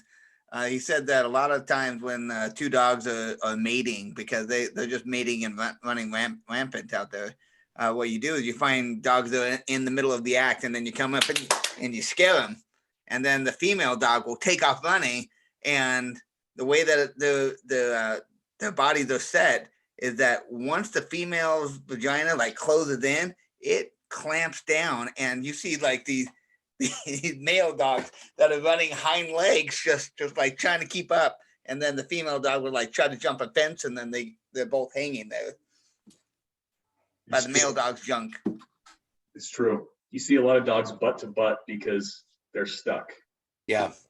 Yeah. Actually, we used to breed dogs when I was younger, and I came home from school a couple times and had to pull them apart. That kind of sucked. So, yep. But that doesn't mean I'd eat them. I don't know how.